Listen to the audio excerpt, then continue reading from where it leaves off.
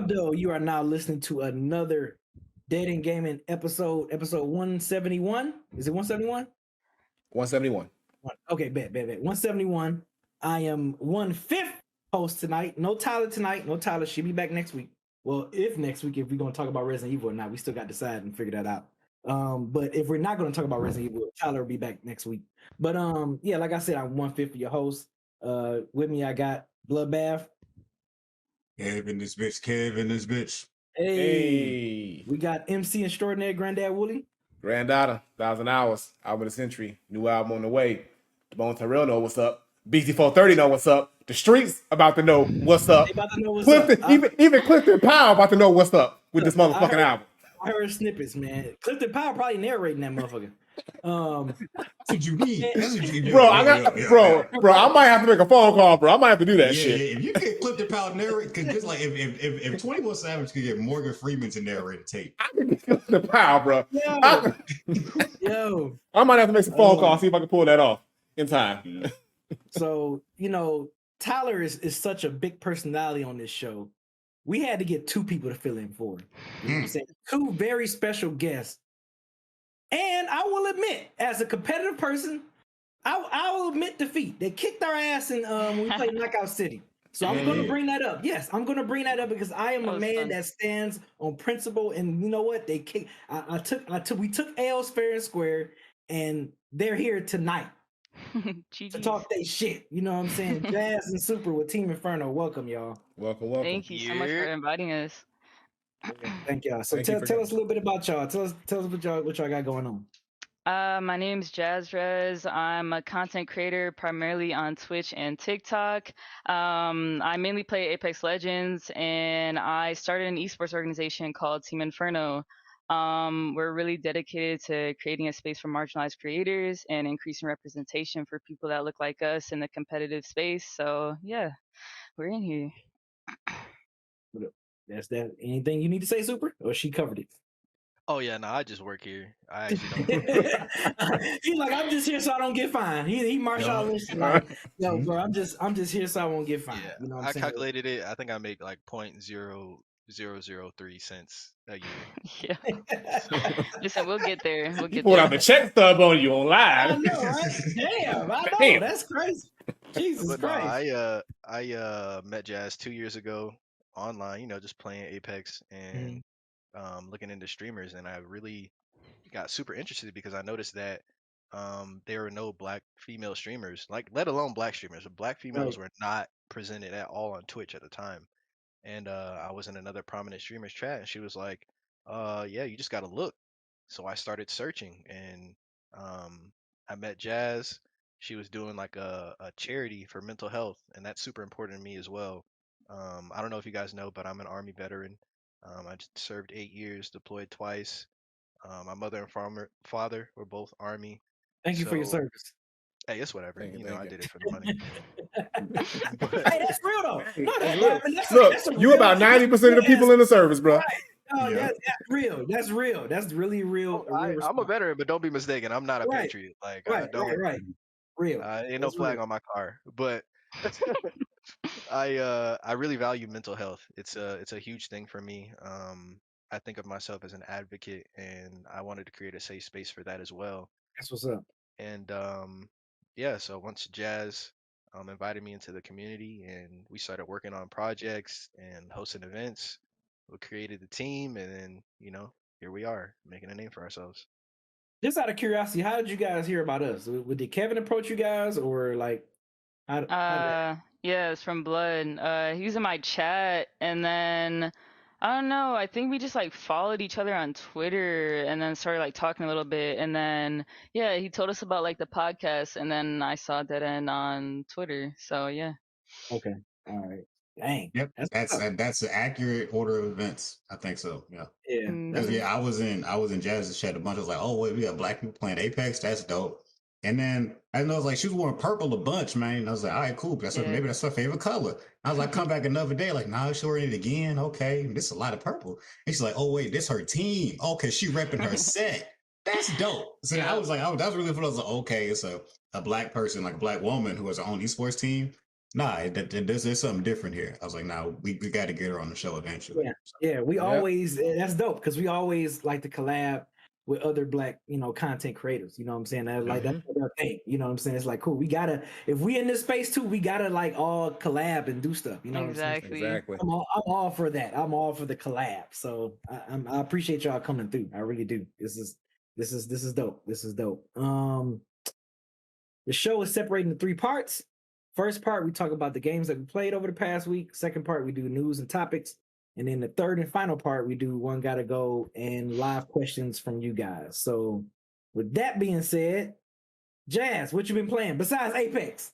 If that's all, that's all I play. Just Apex. That's it. I play different modes though. I mean, there's rank, there's pubs. They just released Armed and Dangerous today. Shotguns and snipers only. But yeah, it's just been Apex. Oh wait, no, I lied. I played A Way Out for like 2 hours with Super the other day. So I was just going to say, I was like, I saw you playing a different game. Yeah, like, that was the only thing. and when this game first came out, I saw you play a little bit. I don't know if you ever finished it, but Elden Ring. Oh my god, I literally love that game so much. I just haven't played it in like a month or 2, but I'm definitely gonna finish it at some point. I saw you stream that a few times too. You know what I'm saying? Yeah, it's literally so fun. Yeah. What about you, Super? What you been playing? So we played A Way Out, and that it's actually really entertaining. I like co-op games and like slight puzzle games like that. It's dope. It reminds me of like playing Halo back in the day when you could do the campaign with somebody else. I think it was like Halo 3 that was like that.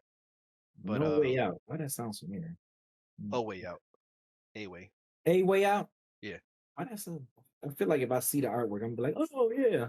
Yeah, you're probably game, where it was the two white dudes breaking out of jail, right? Yeah. I've seen. Okay, I've seen this. Is this on Game Pass? I'm not sure. Okay, I see. I got on Steam. Okay, I see. The other thing I've been playing is Valorant, and I just enjoy it mostly because it's like a different pace game. It reminds me of Rainbow Six. I used to play Siege a lot. But yeah, it's really just super entertaining to go round after round trying to be competitive. Okay, that's what's up. What about you, Granddad? What you been playing? So I actually played a little Apex myself. Got a couple dubs. Not in ranked because I ain't that good, but I ain't on Team Inferno level, but I'm all right out here. But no, I played a little bit of that. Also played some.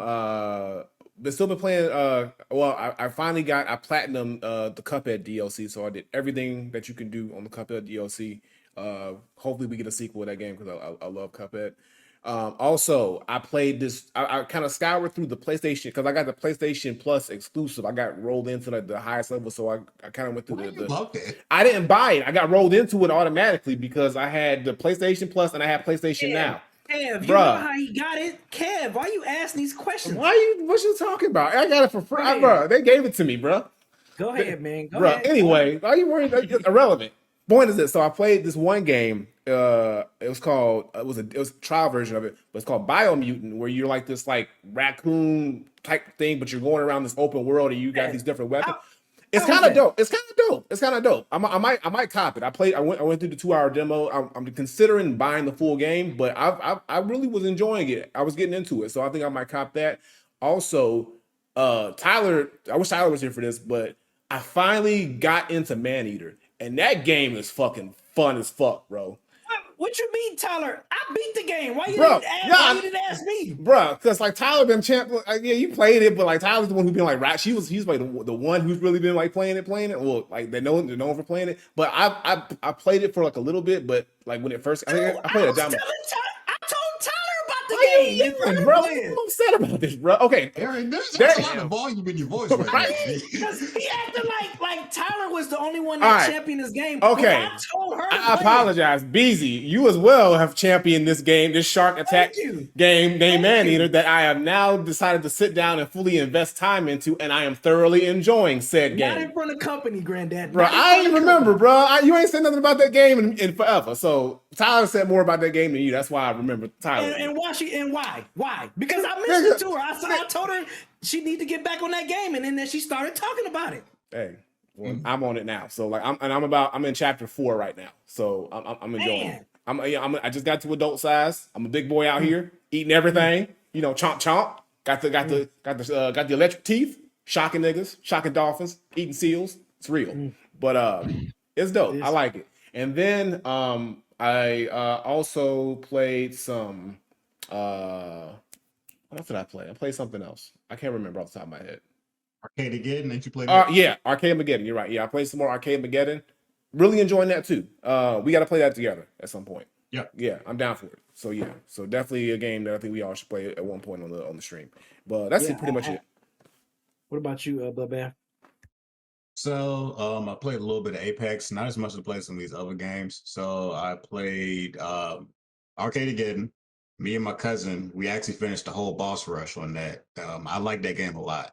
I like the game a whole lot. Like kind of like Willie's, we definitely had to play that. I played on Xbox for a little bit, something I rarely be doing because I don't turn on that much unless we playing something together. I've been playing Dodgeball Academia.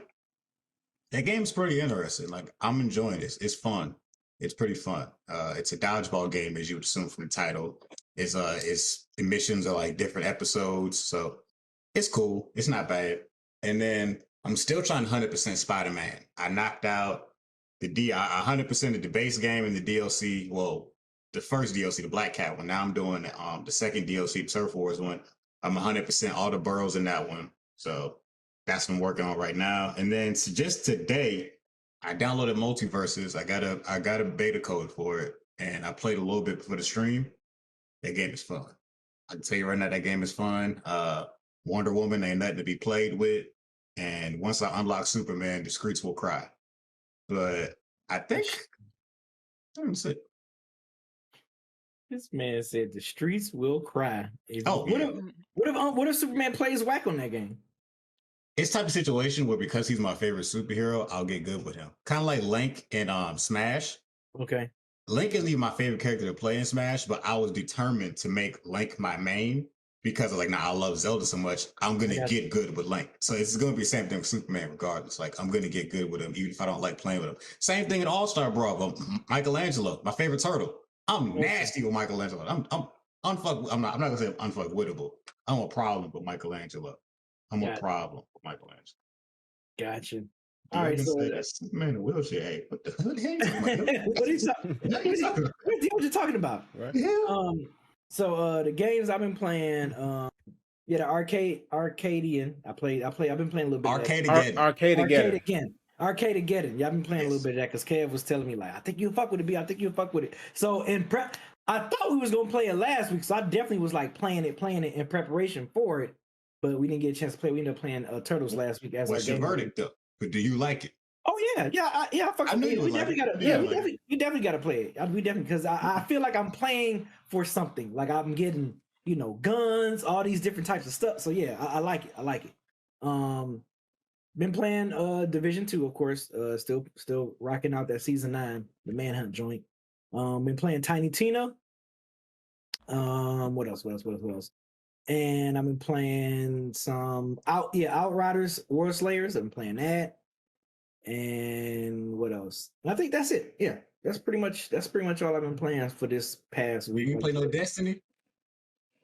I went on there just to see what Zer was selling this past weekend, and then I just cut it off. I didn't play it. I just usually I like to go see what Zer is selling because he pops up every weekend. So real quick, this is in the notes. I just remembered this.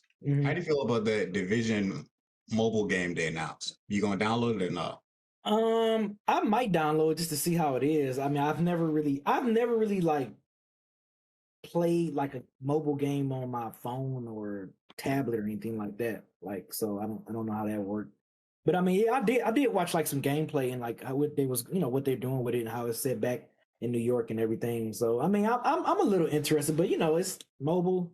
I don't know. I just need to see how can I play that on a phone. I don't know how that's gonna work, but yeah, that's pretty much all I've been playing. And on to news and topics. So this one is pretty interesting. I'm kind of surprised that they didn't. I don't know why I didn't think they would have done this before, but PlayStation has a new rewards program that's dropping I didn't see a date on here. They said it's coming soon. Yeah, They're still it's coming. working. Yeah, I must say I didn't see So no they haven't date given on they here. didn't give a specific date yet. Yeah. It's PlayStation Stars is like a loyalty program, which I think is kind of cool. You get like certain rewards for like certain campaigns you complete. Maybe they might give you stuff like 100% in the game, or if you get like platinum trophies or gold. That's what they said. Like that. They said if you're I think they that'd be got cool. reward being the first person to platinum something like in a time zone, you get rewards. Yeah, I think that's I'm dope. not going to ever be that person, but Yeah, I know I'm Yeah. not either. It's out there. It's gonna be somebody. But I think it's a dope way. I think it's a dope way to kind of give some type of incentives to like doing certain things on the game or completing the game a certain way or anything. I think it's a fun way to do it. It's like, oh shit, like you said, Kev, like, you know, got to do it in a certain amount of time. Oh shit, I'm about to lock in on this game for such and such and play this and do this so I can platinum it. So I mean, if it's some cool rewards, I mean, I think that'd be pretty dope, man. So I think it's a great way to kind of incentivize gamers to kind of game more or game better or whatever. You know what I'm So saying? is it just basically making the trophy system like more important? Because like, what else do you get rewarded for? Yeah, kind of. So just playing the game, it seems like. Playing the game, and then also they say if you're like a PlayStation Plus member and from buying games, you also get I guess loyalty points. So you get like incentives. I guess you get points for buying games as well. So Okay. and they go ahead, B. I was saying because when you when you go to a PlayStation store or whatever, and then they're gonna have like certain PlayStation Plus, like this is the price you get it at. So they might have stuff where like you get it for this price, but you might get some points or towards something. It's kind of like how Nintendo does their eShop, where you get the coins for buying the game. You get the little Nintendo coin. It's exactly the same thing that they're going to do. So they're going to do like that. So basically, PlayStation's a little behind on that because I think Nintendo's been doing that for a while with the eShop. Oh yeah. They've been doing that for a good minute. Well, at least they caught up. It's not like a bad thing. So yeah. No, I guess it's all right. That's why I'm kind of surprised they haven't done this like a while ago. Forever ago. Yeah, like during PlayStation, like because when like the trophies PlayStation 3, I feel. Yeah, I was about to say PlayStation 3 was when the trophy stuff started kind of really hitting. So I would say I'm surprised they didn't do this in PS3 era, the era of generation gaming. So, but never better late than never, I guess. Yeah. You know what I'm saying? And they said there's something about like digital, like it sounded like NFTs, but not NFTs as you be winning. You earn them. Yeah, like it's like a digital collectible. Yeah. So I guess it's like an NFT, but you can't really like sell it or do anything with it. That's make it actual NFT or like to represent it as one. So they call it digital collectible. So I guess it's just like something that you have on your PlayStation that shows like, oh look, I got this digital action figure of Kratos for beating God of War in 20 hours or whatever it is, or something they'll come up with probably. But I mean, I guess we'll see. Yeah, well, I mean, we'll see how like when they roll it out, whenever they decide to roll it. It said closer to the end of the year, and they're gonna roll it out regionally. So I'm guessing I don't know if they're gonna do it like certain countries first, probably start in Japan and then work its way towards our way, or do it at the same time and then do it bi-regionally. I don't know, but we'll see. I'll keep my eye on it because it is interesting. I want to see how they really like roll this out and what they really do offer and if it's going to be a hit or not. I mean, it could be something really big, or it could just be something that PlayStation does and flops again. So we'll see. Quick question. That's all that we could do. Slightly unrelated. Are they like hand making each individual PS5? Why are people still like on waiting lists? Bro, hey, Super, I'm asking the same. It's insane. It's going on 2 years since this system was released. What I don't get is what they realize what the problem is, and instead of them just saying, all right, we're just going to directly ship these to stores now, they still want to do this online BS where they know these people are just scalping the hell out of these PlayStation 5s in mass. They know the problem. They don't care because they're still making money. That's the thing. They're still making the revenue regardless. That's why they don't care. But if they see that people aren't actually getting the PlayStation 5s, just put them in the stores. But they probably make more money selling directly online than having to cut profits with Walmart and Target and all these other big box stores. So they're like, fuck it. We don't care. Like, we still getting paid. So, like, y'all better go. You go find Craig on the corner, get the PS5 for $700. Hey, shoe resale problem. Like everybody's like trying to get something on StockX, but it gets bought out every single pair by some random person in Florida. Them damn bots. And you know what's funny, Super? I want to say, and I want to say I saw this article either like earlier this year or late last year that they thinking about making a PS5 Pro, and I'm like, That's nigga, what all the rumors are saying. There's a lot of rumors yeah, out there like saying that. it's been a lot of rumors talking about Sony thinking about or in the process of making a PlayStation 5 Pro. I'm like, y'all, you can't even get your hands on a damn regular PlayStation. Like why would y'all even think about doing something like that? That's insane to me. That is For but real. yeah, I'm with you, Super. I'm like the fact that it's still hard to get this console almost 2 years later is insane to me. Yeah, I saw somebody post on Twitter that they were excited they finally got theirs, and I was just like, wait, I could have swore this dropped already. Like, Yeah, Right? I got a homie that finally was like, F it. The GameStop near him, he ended up buying a bundle because he didn't want to get a bundle. He was like, man, I'm just holding off and not getting a bundle. But he finally was like, yo, man, I want to get the station. So he got like a bundle where it was like it came with Call of Duty, something else, a headset, and he can roll over. I think they gave him an additional PlayStation Plus membership or whatever. So he was just like, damn, I gotta suck it up and pay the $700 and something for this bundle or whatever. But yeah, it's crazy how this shit is still hard to get. It's insane. it's out of pocket. It's What's so crazy is personally, I still don't feel like my PS5 is worth it, but I had to get it because I had to get it because like if I didn't get it, I'd miss out, and then it'll be even harder to get when I got it. So Yeah. I mean, even though I play it every day, like I tell people, I still don't feel like it's worth it yet. There still isn't that many games that are only on PS5 where you need to get it. Right. Mm. Yep. So Do you have a PC? Because I decided to get a PC instead of a PS5. no, I don't have a PC. I got it all over here though. Everything but that. We big time over here, Jazz. That's what we do over here. We got it all. It's laid out. PS5, I literally Xbox, Switches, had PCs. every PlayStation like from 1 to 4, so I was kind of sad not getting the 5th one, but I wanted a PC more, so it is what it is. So is it definitely worth it? Do you feel like it's way worth it than getting the PS5, Jazz? Do I think it's worth getting a PS5? No. Do you feel like you getting that PC is like worth it? Oh, for sure, definitely. Really? I have no regrets. Yeah. Really? Mm-hmm. Like what's the pros? Yeah, what's the pros for getting the PC? Well, just it's not even about like the PlayStation specifically. It's about like console gaming in general. Like, cause I try to be like competitive in like Apex, and I can't play on like I don't know 60, 120 hertz, and like the lobbies are different, and you can like your PC has just so much more power, upgradability. Like I don't know. Honestly, the list goes on. Yeah, for me, it was just the overall functionality of a PC because what consoles are doing, they're trying to ride that line between just having a system with games and little things you can do and having all of the options of being on a PC. Because on a PC, you can like use it for college, you can create run a podcast, you can host a server and all this other stuff. And while the entry cost is higher, because it's not just the tower, like you need space, you need a desk, you need a monitor, you need if you're processor, you need a processor, all the parts, all the parts, chair. all that. Yeah. Yep. So like the advantage for having a console is like if you don't have the space and you don't have the extra money to get the other things, the peripherals, then just go ahead and get yourself a console because you'll be chilling then. You can pull up on the couch, you know what I'm saying, or you could just slide a chair over, hook it up to the TV, you're straight. But with a PC, there's no point in getting a PC if you can't afford the monitor. It just defeats the purpose. Yeah. If you're still gonna play on 60 hertz because you can't get a good enough monitor. Oh, that is facts. I didn't even think about it like that.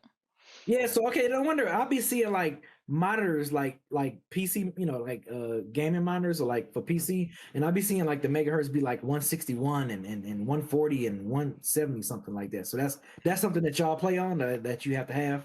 Yeah, you gotta have it. It's it's night and day actually. Like I play on 144 hertz. I used to play on a laptop on 60 hertz. I can't go back. It feels like terrible.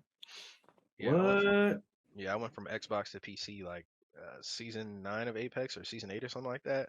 Literally night and day. I could see people.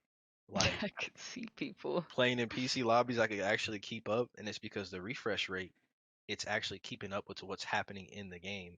So that lower refresh rate makes it harder for you to see things. So like if you're chasing somebody or trying to follow your shots, it's just harder if you're on console or on anything lower than 144. So it's like playing at a disadvantage almost. Yeah, I have a For gaming sure. laptop, but I don't know if I don't know what's the refresh rate on this here screen here. So I have no idea. But I Yeah. mean, it's pretty But powerful. I do think gaming laptops are that good in between. If you're gonna be straight for like a year and a half or 2 years with your laptop, Mhm. that's perfect because you can get good graphics. You still have the functionality of a PC, but then you're also not like stuck at a desk. Like you can Mhm. just take it where you need to go, hook up to the Wi-Fi, plug in your controller, you're straight, or your mouse, Yeah, whatever. I agree. Like I started on a gaming laptop when I transitioned from a console. Mhm. And yeah, I mean, I didn't really have any complaints. Just, over time, like I have a 1060 Max Q design, so it's the one that fits in a laptop. Over Mhm. time, like it stopped being able to keep up, but I mean, it was definitely what I needed for a couple years. It's just the upgradability that like sucks on it. So to get if you want a good gaming PC, it's something you need to kind of build from scratch. Don't get nothing pre-built. Yeah, I think so, yeah. So Yeah. don't buy no pre-built stuff. No, I Yeah. mean, it's just about like the convenience. Like, I definitely wouldn't have built this if I didn't have somebody like walking me through it. Like, if I didn't have them, I would have just got pre-built because I wouldn't have known what I was doing. So it just depends on your situation, I feel like. Yeah, I I got you. bought mine's pre-built because it was in the middle of the pandemic and parts were crazy expensive, Oh, and yeah. it was cheaper to buy a pre-built. But since then, I've learned how to upgrade things myself and kind of make my PC stronger here and there. So I've added new parts and stuff like that as things become more available and learn more about that. But yeah, it's and I just I've been holding out on like a high refresh rate monitor because I only play on my console. I don't really like PC game yet, like Hmm. seriously. So I'm like, there's no reason for me to get like a crazy expensive monitor yet. So like one of my monitors is 75, and then actually both my monitors are at 75 because I don't plan on like gaming on PC just yet like that. But when I do to get that step, I'm gonna get a third monitor just for that when I'm ready to start like taking it super serious. Yeah, honestly, then that's a smart way to do it because it's not gonna benefit you any. Because you'll be Yeah. playing, you'll have the 144 on your monitor, but if your console's not pushing that out, it doesn't Right. even matter. Exactly. So like I play my PlayStation on my 75, and it's because that I know the limitations of the PlayStation and the console game, so it doesn't make any sense. But when I Yeah, want I to go think it to only goes up to 120. yeah, so it's like Mm-hmm. I don't. So it's like I'm not gonna get a 144 or 165 hertz, and then it can't even reach that. So yeah, But like I said, I agree with y'all too. Having a PC really does um, the flexibility of it, being able to do so many more things. But I'm still a console dude at heart though, so I got out my console, so I just like have it all. So Yeah, me too. This is yeah, the first time. This generation was the first time I purchased an Xbox. I've always been like you, Jazz. I've been PlayStation, pretty much PlayStation, and Nintendo. Like Mm-hmm. I've literally only purchased Nintendo every generation for Zelda because it's always going to be a major Mhm. Zelda game releasing on Nintendo. So Zelda is always literally the reason I've purchased every single generation of Nintendo systems. But yeah, PlayStation has always been like my go-to. And then, but this year, shout out to the Eric V on the Xbox One. He showed me this Game Pass and how that works and all that shit. I was like, yo, this new Xbox. I'm gonna be this is my first time buying an Xbox system. So brought You an think it's Xbox worth it? Game Pass. Game Pass Hell yeah, is Game Really? Pass hell is yeah, Game yeah. I Pass. wouldn't Game Pass is know. perfect. Yeah, Game Pass. Game Pass is on PC also. It's Yeah. on PC. It's Yep, not because as they got good though. Yeah, the game versus PC, I have it. It's not. I prefer it on Xbox because just the library is way bigger.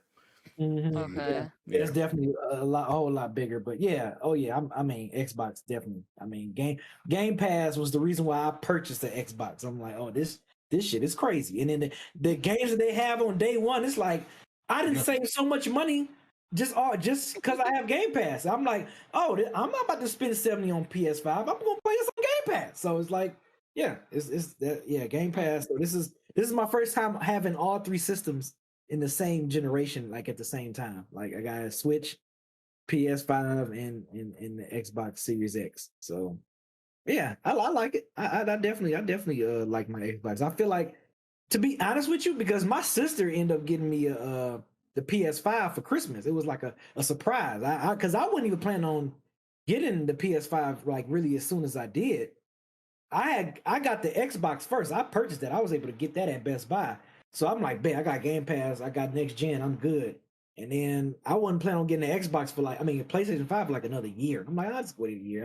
It ain't nothing coming out. So then next thing you know, my sister surprised me with a PS5, so I got that. But I'm like, I agree with Kev. I agree with Kev. You want to tell the truth, B? Huh? You want to tell the truth about how Yeah, you bought it that for was yourself? that was a nice little lie you've been holding on to for all this time, bro. Man. Okay, so Jazz, You mean you bought it for yourself? You bought it for yourself, and you had your sister hold it until we believed that she gifted it to you. All right, whatever, bro. No, see, this is the truth. No, this is the darkness I'm talking about, Jazz. This is what I mean when they. This man, look, look. Let me tell Jazz the backstory. Why y'all talking that crap? So Jazz, I told them every single PlayStation I've purchased day one, like PS1, PS2, like every single PlayStation up to this point, except for PS5, I've purchased day one. So they think in their mind, because my sister surprised me with one for Christmas that 2020, they thought I purchased it day one and just kept it off until near Christmas and I opened it up. So that's why they talking junk. But no, my sister's Well, why would you do that? That's what I'm saying. Exactly. If I have a PS, I'm gonna play that thing right. If I would have bought I wouldn't be waiting. Yeah, I would have told him. I'd have been like, y'all. Because he swore to the entire universe that he wouldn't do it, and he broke. He broke. He waited, and he had to wait. He had no choice.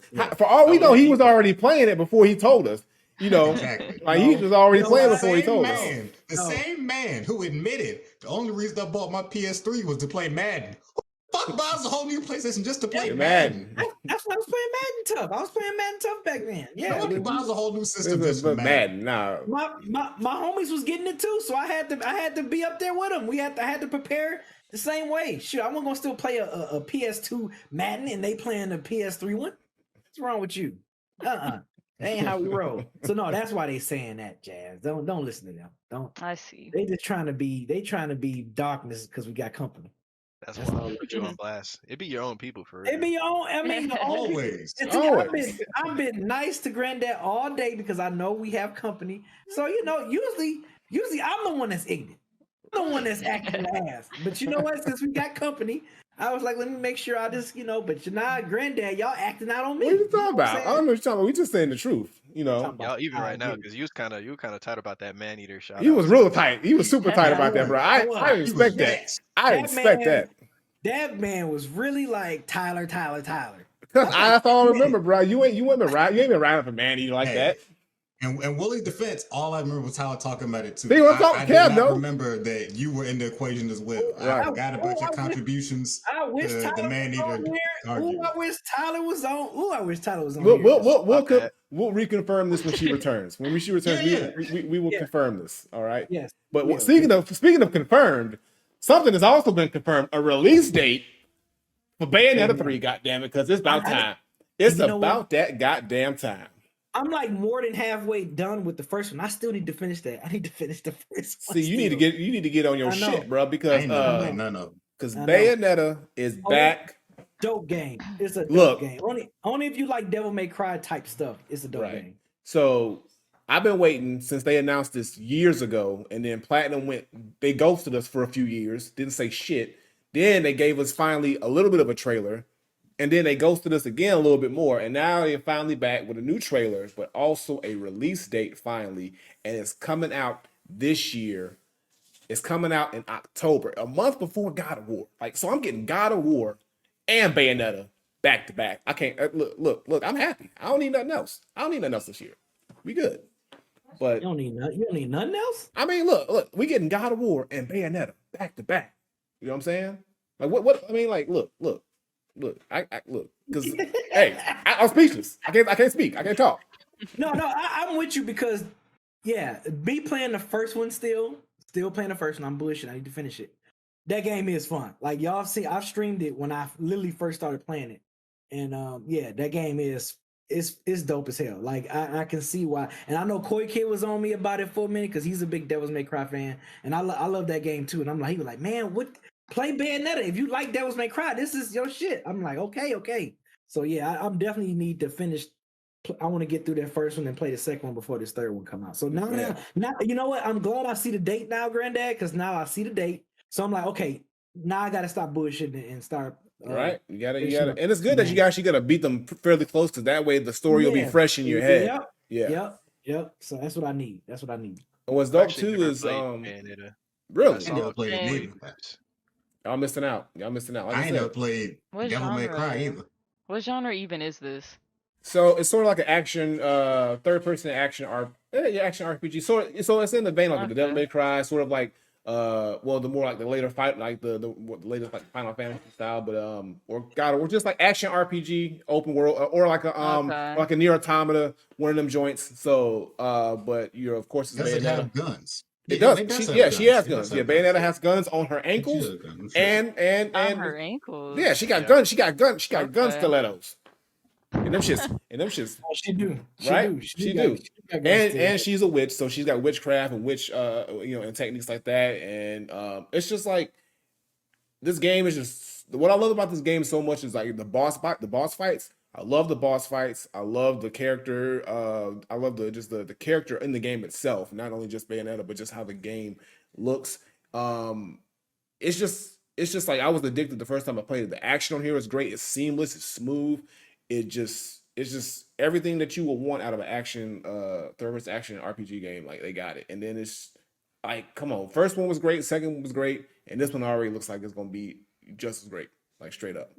Yeah, And there's a new character. I don't know the name of the new character, but there's another character that you're gonna be able to play with too, as well. So I'm pretty sure, like in the story, you're gonna be playing both as Bayonetta and this new character. I gotta remember Yeah, who her name is. when I first saw it, it reminded me a lot of Final Fantasy. I used to play Final Fantasy. My favorite was 10-2, and I was interested, but then I started playing shooters, and now I'm hard body on FPS. I need to shoot them. She's still shooting. She be shooting. Yeah, yeah. He said I need to shoot him. It's well animated though. I watched like some playthroughs and like other streamers like play it before. I just never bought it for myself. Yeah. I'm gonna have to check it out. Maybe. Yeah, it's dope. It's dope. Yeah, definitely check it out. And I think it's gonna be it's a Nintendo exclusive though. I think so. It's gonna be on the Switch. Shoot. Yeah. So yeah, they I can't even try. they The got first bought out two by aren't, though. the first two aren't. The first two aren't exclusives, but this third one's gonna be exclusive. But eventually it's gonna end up probably not being exclusive after a while. So eventually you'll be able to most likely play it. So the second one is not only on the Switch? No, so they have like a bundle where 1 and 2 are on the Switch, but I know because these games came out before. So like I think I know the first one is on the PS3. first one's on PS3. Yeah. Bayonetta 2 is also Bayonetta 2 is Beans in also the chat said this. The second is also exclusive. yeah, it's exclusive. Yeah, that was exclusive to the that's what I thought. that was Yeah. exclusive to the Wii U, I believe. Okay. Yeah, that was- or the Wii, the Wii or the Who the Wii. hell was playing the Wii U? Nigga, me, I had one. I I had one haven't heard of the Wii U in like years. because it's been gone for years. Look, it wasn't as bad as people made it seem, but it was just a little misguided. It was rushed. It was rushed. It was rushed. It wasn't marketed well. It was terribly marketed. It was terribly 'Cause marketed. I remember I watched that E3 because I usually watch all the E3s. Yeah. And when they was like, yeah, we got this shit, yeah. The Wii U. And everybody was like, what the fuck is that? And Right. it's got a touchpad. So people was like, so is this a peripheral for my Wii? And it was nice. It's a whole new thing in itself. Yeah. Terrible. They should call it something completely different. Crickets. That's what because nobody they had some good games on there though. It was some really good games on that system. It's just the system itself didn't do well. But so they came back with that Switch, fucked the game up. It's like, oh, you must forgot who he is. We Nintendo. So Speaking of keep it in Nintendo. Speaking of Nintendo, they recently brought out a CG animation company, Dynamo Pictures. And if you're not familiar with Dynamo Pictures, they work with Ghost in the Shell. Have you seen that movie, the animation movie, the Resident Evil Infinite Darkness that was recently on Netflix? Promise Flowers Blooms, Final Fantasy, was that 15? I'm forgetting something else too. But Final Fantasy Kingsglaive, I think that's what it's called. But they work with animation styles like that as far as the layout, gamings, the films, commercials, all that stuff. They acquired them. So hopefully, we get to see some cool animation stuff because I know the Resident Evil Infinite Darkness, the CG, that style. I like that type of style of animation. Me personally, whenever I'm watching animation movies, I like that particular style. Like that realistic looking type of animation. I like that. I like that shit. And it's kind of similar. Some of it, I saw it was a film in I don't know if y'all watch Love, Death and Robots on Netflix. Yeah. Yeah, some of the animation features. I mean, the animation art design kind of reminds me of that too as well. The same as Resident Evil Infinite Darkness, but yeah, the deal's supposed to be closed by October of this year. So I saw something that said they was changing the name to like Nintendo Pictures once they buy them out. At least that was the reports I was saying. Yeah, once October hit and the deal is closed, yeah, it's gonna change the Nintendo Pictures. So we got that Mario movie coming that we all think is gonna be bad. What do you think they're gonna try to do after this Mario movie? They're gonna do Mario movie's gonna flop. They're gonna do Zelda. The Mario movie is it already made? It's been in production. It's been in production for a while. It's supposed to come out. I think it was early. But the same company who made Despicable Me is making that movie. So this company's not making the Mario movie. So the first movie that they're probably gonna make under this new studio, if I'm a betting man, would be Zelda, or either Zelda. I'm pretty sure they're gonna do Zelda, and then maybe a Metroid, a Metroid, because that would probably work, and then maybe they could probably try to do a Donkey Kong movie. Donkey Kong could work. Donkey Kong movie might be good. But I mean, they got so many IPs, but I'm trying to think of what people would want to go see. Definitely Zelda. Definitely maybe Donkey Kong. Metroid, if they do it right, Metroid. Maybe Star Fox if they can do it right. Chat saying Kirby. Kirby could definitely. Kirby would do good. Yeah, Kirby would do really good. I feel like video game movies like almost always flop. Like I don't know.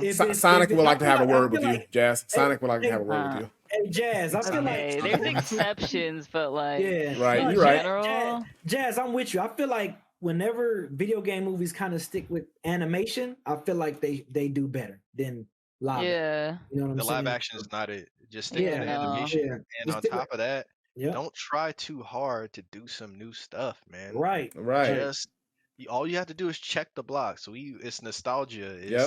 It's the action.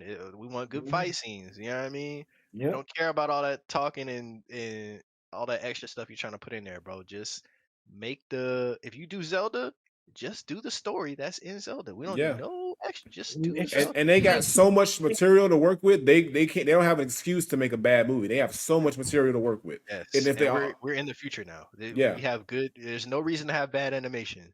After y'all remember that Dragon Ball Z movie way back? Nope, we don't. The live action? Nope, we don't.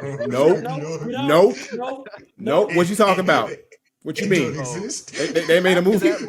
You mean that Dragon Ball Super movie that came out, right? The Super movie, the animated one? That was okay. That with Beerus in them, that was okay. That live action Dragon Ball. I think I don't recall. It was so bad. Dragon Ball Evolution. Dragon Ball what? That's what it was. Evolution. It was so bad. I'm gonna have to Google that. At the time, I was like, okay, we're at the point in technology, and this is younger me convincing myself. I was like, we're at the point in technology where we're at the cusp. There can't be another bad movie after this. They're gonna take this and learn from it. All the devs, everybody's gonna look and be like, okay, that was bad. Nobody liked that. Don't do this. And subsequently, so many movies after that were bad. Like Sonic got trashed so hard that they went back and changed the character. They had to. But see, at least they were smart enough to do that instead of trying to ride with they don't know what they talk about. They listened and it worked in their favor. Yes. True. Yes. But like, so as long as they just keep it simple, just animate it. We don't need the live action. We don't need it. We don't need you to put actors up there. Just make it animated. Keep it simple. Bring the story to life. That's all you got to do. You're gonna be straight. I'll be okay with a live action Metroid. I think that might work because it's a space movie and it might work. And then if they get the right lead for Samus, find somebody who can play her role just right, it might work. But Zelda, no, don't make it live action. Do not. Definitely. Link don't talk. So I really don't know how this movie supposed to work. Right, exactly. We don't know how none of these motherfuckers really sound. So it's gonna be weird the whole time. I love Zelda, but he don't talk. So I don't know if he better carry a movie. They better have whoever his companion character is. It's gonna be really important because they have to bounce conversations off of somebody. But back to what I was originally saying, this Mario movie that we all know is coming out. They've already said that Chris Pratt is playing Mario. Nobody likes this idea. Yeah. Chris Pratt has also said that he's not doing the traditional Mario voice. Dumb. Nobody likes that idea either. Yeah. I don't know why they couldn't have just got the dude who actually plays Mario to voice the voice of Mario. Yes. I don't get that. He ain't dead. He's still alive. He's very much alive. Yeah. Like, they want to cut that check again? What's wrong? Like, you've been paying this dude forever. Like, just I put him guess in the they movie. thought Chris Pratt's name would help sell it. Man, they could have lied and said it was that dude. They said Chris Pratt. They could have had him say like 3 words and had the other dude do the rest and say Chris starts. You know, he wouldn't have mattered. I mean, nah. Like, That's probably Chris Pratt been in enough movies anyway. Why he need to be in this anyway? Come on. They thought, look, they said Star that Chris power. Pratt is hot in these streets right now. We need him to be the face of this. It's Mario. That's how It they sells thinking. itself. Mario, did Sonic need a big actor to voice him? No, he did not. No. But So- they did get Idris Elba for Knuckles, and they did Because really they made need some that. money. They can afford Idris Elba. You know, they could cut that check. The first time they could, they had to prove themselves. So, But you know that random people, when they saw Idris Elba was a Sonic 2, they said, "What? I might need to go see this. Now I need to go see Right. what he about to do." Yeah, Right, exactly. It definitely caught my Yeah. attention. It Oh definitely yeah, caught my definitely. See? But he came through with a crate. Like he did Knuckles And he justice. did good. He He did did good. good. He did Yeah, good. I don't know how Chris Pratt could do Mario. Oh, he I'm finna be like, garbage. He's gonna trash. I know in my soul. Ass. I know in my gonna be- soul. it's gonna be like, cause you know his stick is like the comedy, like little jokey jokes here and there, like Mhm. in the middle of a serious moment you say something stupid. I don't know, man. I can't see it. And that's not Mario. That's not Mario's character to do something like that. No. So that's what I'm saying. Like, I don't know how he's gonna do that. I can see like Luigi maybe doing something like that, but not Mario. So it's Wait, when does it come out? we don't. It was supposed to come out later this year, and then they pushed it Okay. back to next year. Okay. Yeah. As far as I remember, it might have got pushed again. I look, I need to push it into the ground and bury it, but that's not going to Okay. happen. Yeah. We should make bets right now whether or not it's gonna be box office. Nah, it Oh, ain't. it's- It's going. It's going. Look, that No, first I trailer. think, I think it's going to sell. I really think it's going to sell, though. That first can't trailer think it's is gonna going to do tell numbers. the tale. Like, if that first trailer comes out and everybody hates Mario's voice, it's going to be a Sonic scenario all over again. A whole Sonic scenario. And Nintendo ain't going to budge, though. Nintendo ain't going to fuck. They're going to be like, hey, you're going to have to deal with it. So, Yeah, they're not gonna reshoot it. they are not going to reshoot it. They're not going to recast. And they're not going to. We already paid this man, But Chris. here's the thing. No, We done paid it's- Star-Lord already. it's easier to do if you think of it. It's easier to recast a voice actor when the movie's done. Not than when to you done redo paid them all the probably animations millions. for a character. But this is Chris Pratt. You know how much money they probably paid this man? Hey, look, you're right. That man probably he the highest paid person on this movie. But if they want to be able to continue to make this franchise sell, it's a balance thing here. Like, do we want to throw more money into this to make more money on the other end? You know what I'm saying? Like, that's how I see it. Yeah. They might Personally, have I to cut their losses. If I worked there, I would be like, I don't know, this is a risky take, man. I don't know about Maybe this idea. we being too harsh. Maybe Chris Pratt killed it in the audition. Maybe he just knocked that shit out of the park. We just don't. You think that nigga auditioned? No, he did not. No, He did not. He did not. Hey. I'm just trying to be optimistic right now, y'all. This is gonna be horrible. Okay, I'm just trying to be. I'm What just would trying. the audition have been? Did he jump off some mushrooms? Like, Woo! They had a stuffed Yoshi in there. He was on the back. He was jumping on the back of it. You know, eating mushrooms in it. They gave him mushrooms to eat. No. He don't do voice acting work enough to really have, like, at least not that I can think of, to have a reel of him. Like, you know what his, like, I've heard him do this anime movie, that one. I know he has a good voice. Only seen him in real life in actual things. I don't know. Like, just hearing his regular voice, I'm like, bruh, not I Mario. need to hear him do some, like, voice acting reels. I can hear, like, samples of him doing different things. Maybe his voice has a range that we're not familiar with, right? But I don't Mario think doesn't so. have lines. Like, I don't. Mario he has doesn't 5 speak. lines. Here we go. Woohoo! Yippee! So long, Bowser. And Uh-oh. uh-oh. Yippee. That's Yeah. it. That's all he got. That's all he got. 5 lines. Hey, look, who you None of the think? series, like, it's not just like a niche thing. Like, he doesn't speak in any game he's Yeah. ever been in. I No. don't understand what this is gonna be. I mean, Right? who knows? Maybe it's gonna turn into some like action drama. They're gonna give him lines, write a whole new Mario story. Is it gonna Who's be a gonna be? Bowser? Like, Look, if they want to make this movie sell, they need to tell the real story of Bowser and Peach and Mario. That whole threesome. They tell that story, it'll sell because the drama gonna be there. We're gonna know the real truth. We're gonna know that Bowser Jr. is actually Peach's child. All right, like that's true. We all know that's true. Yep. Mario be the biggest simp of all time, and Luigi is an enabler because he know his brother being done wrong, and he still let him go out and do all this stuff. It's like if they tap into that, We might have something. That does sound pretty If good. they though. tap into If that, they tap into that side of Mario, we might have something. But if they go to the traditional route and they got Chris Pratt, it ain't gonna work. this man said, Bro, if you gonna get Chris Pratt, put some drama in that thing, bro. Look, he's used to relationship issues because he had to deal with that shit on Guardians of the Galaxy. So somebody look up who wrote it, because if Tyler Perry's not on this, I don't think it's gonna do well. Bro, if Tyler Perry wrote this movie, bro, we might be on to something. Somebody call Shonda Rhimes right now. We need to make this thing happen. Bro, they need to get Clifton Powell on this shit, and then we might be able to get it going. Yeah, Clifton Powell is bouncing. Bro, I'm watching that. Bro, if Clifton Powell, no, they could just have him as Toad or something random, bro. Like, it's Toad, Knuckle. It's Toad, Knuckle. I'm watching it. Like, that's why I got your little princess. What you gonna do? Little motherfucker gonna try to steal my kingdom. So how we do it for the Bowsers, nigga? Right. Now who sent you? Shut up. Oh my god, dude! Can you imagine something like that was to happen for real? You ain't got no fire flowers, but where the mushrooms Bruh. at? Bruh, I would be dead. Bro. Just do it for all. Just do it for all. Do it for the culture. Do it for all the black. They ain't gonna do that. You know damn well. They don't fuck. Probably not, but still, that's a whole PR disaster waiting to happen. It really is. It really is. It's definitely a PR disaster waiting to happen. Oh man! All right. B. There's one topic we have to touch on that you tried to skip.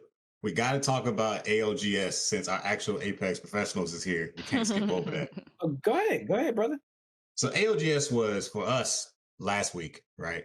As of this recording.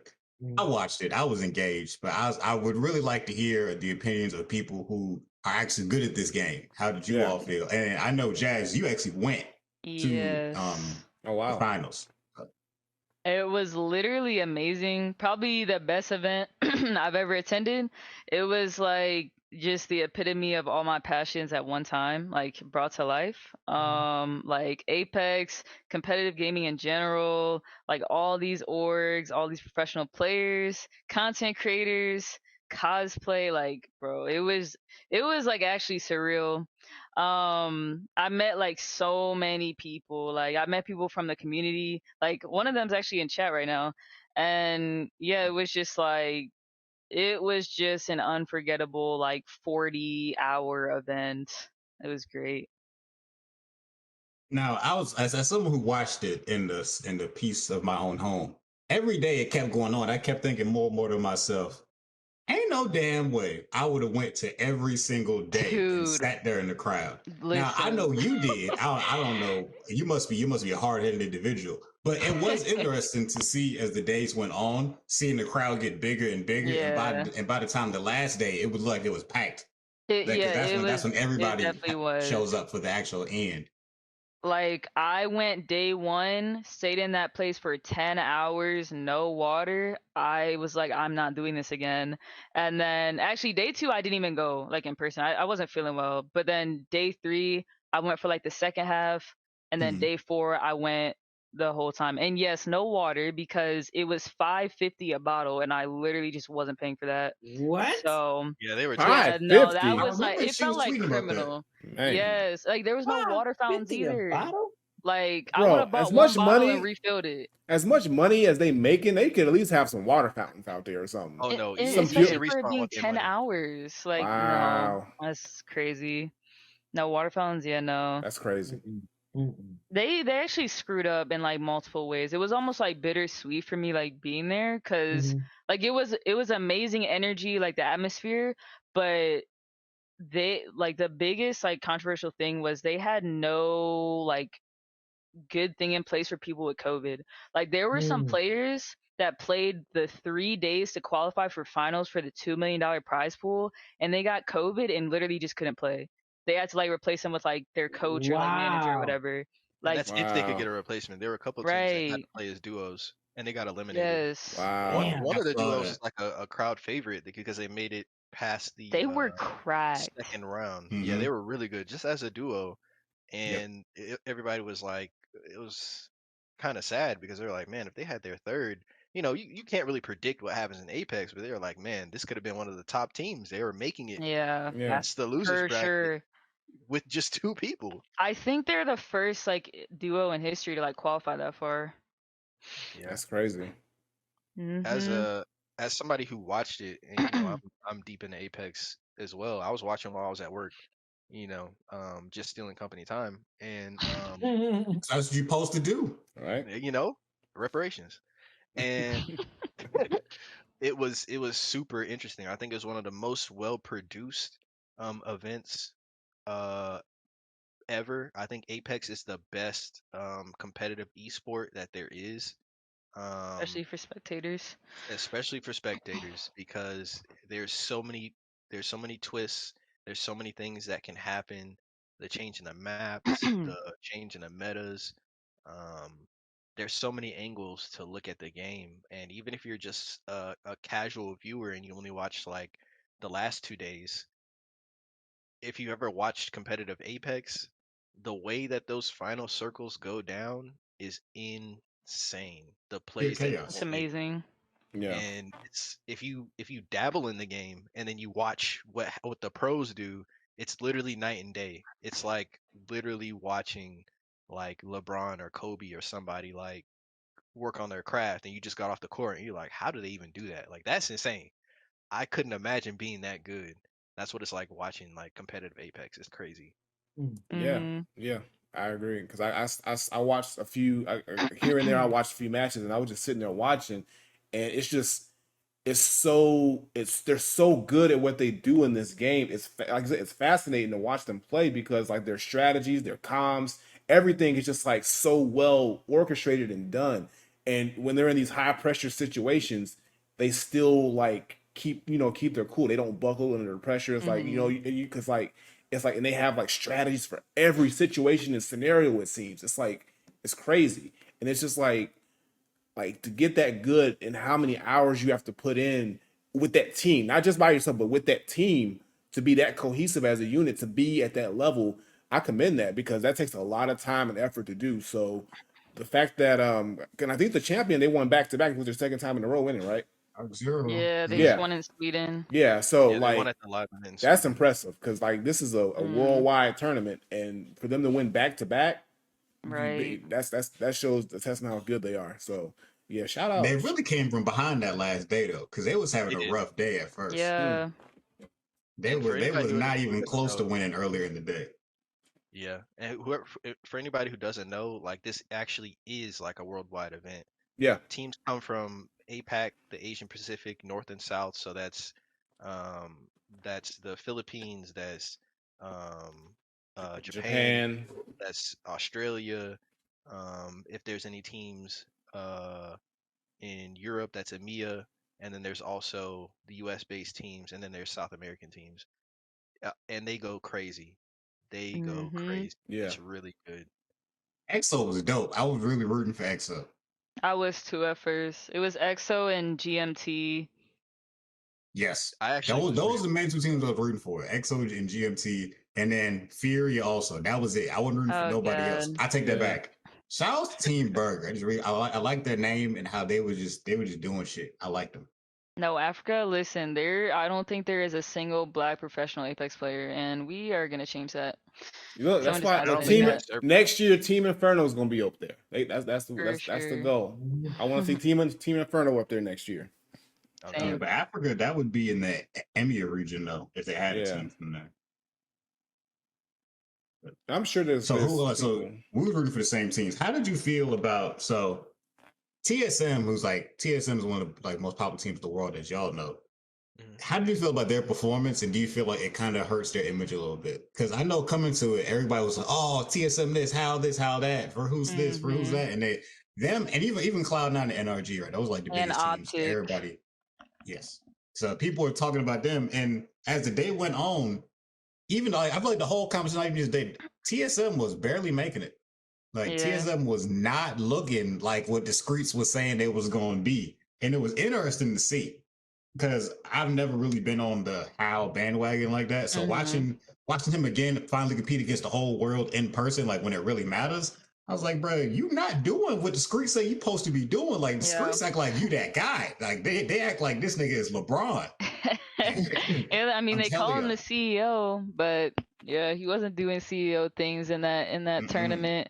But I don't know. I think it's just the loud voices from like NA. A lot of NA viewers aren't really tuned in to the other regions, so they don't really know what, TSM, Cloud9, all of them had to really be up against. Like when it comes to like NA, like sure they're pretty much always on top, but bring the whole world out here and they definitely have some competition, as everybody saw. So It was getting exposed. yeah. It was fun, especially because like it was just certain teams that was like running the lobbies at certain points. I mean, I was tweeting about that. I think I was talking about Furia because Furia had people looking like some hoes Yeah, out there. they're different. I was Furia should have watching. won so early. Like Furia had it. Yes, They what did had it. they were like match point first. They had like two Yes. games where they were the only ones at match point.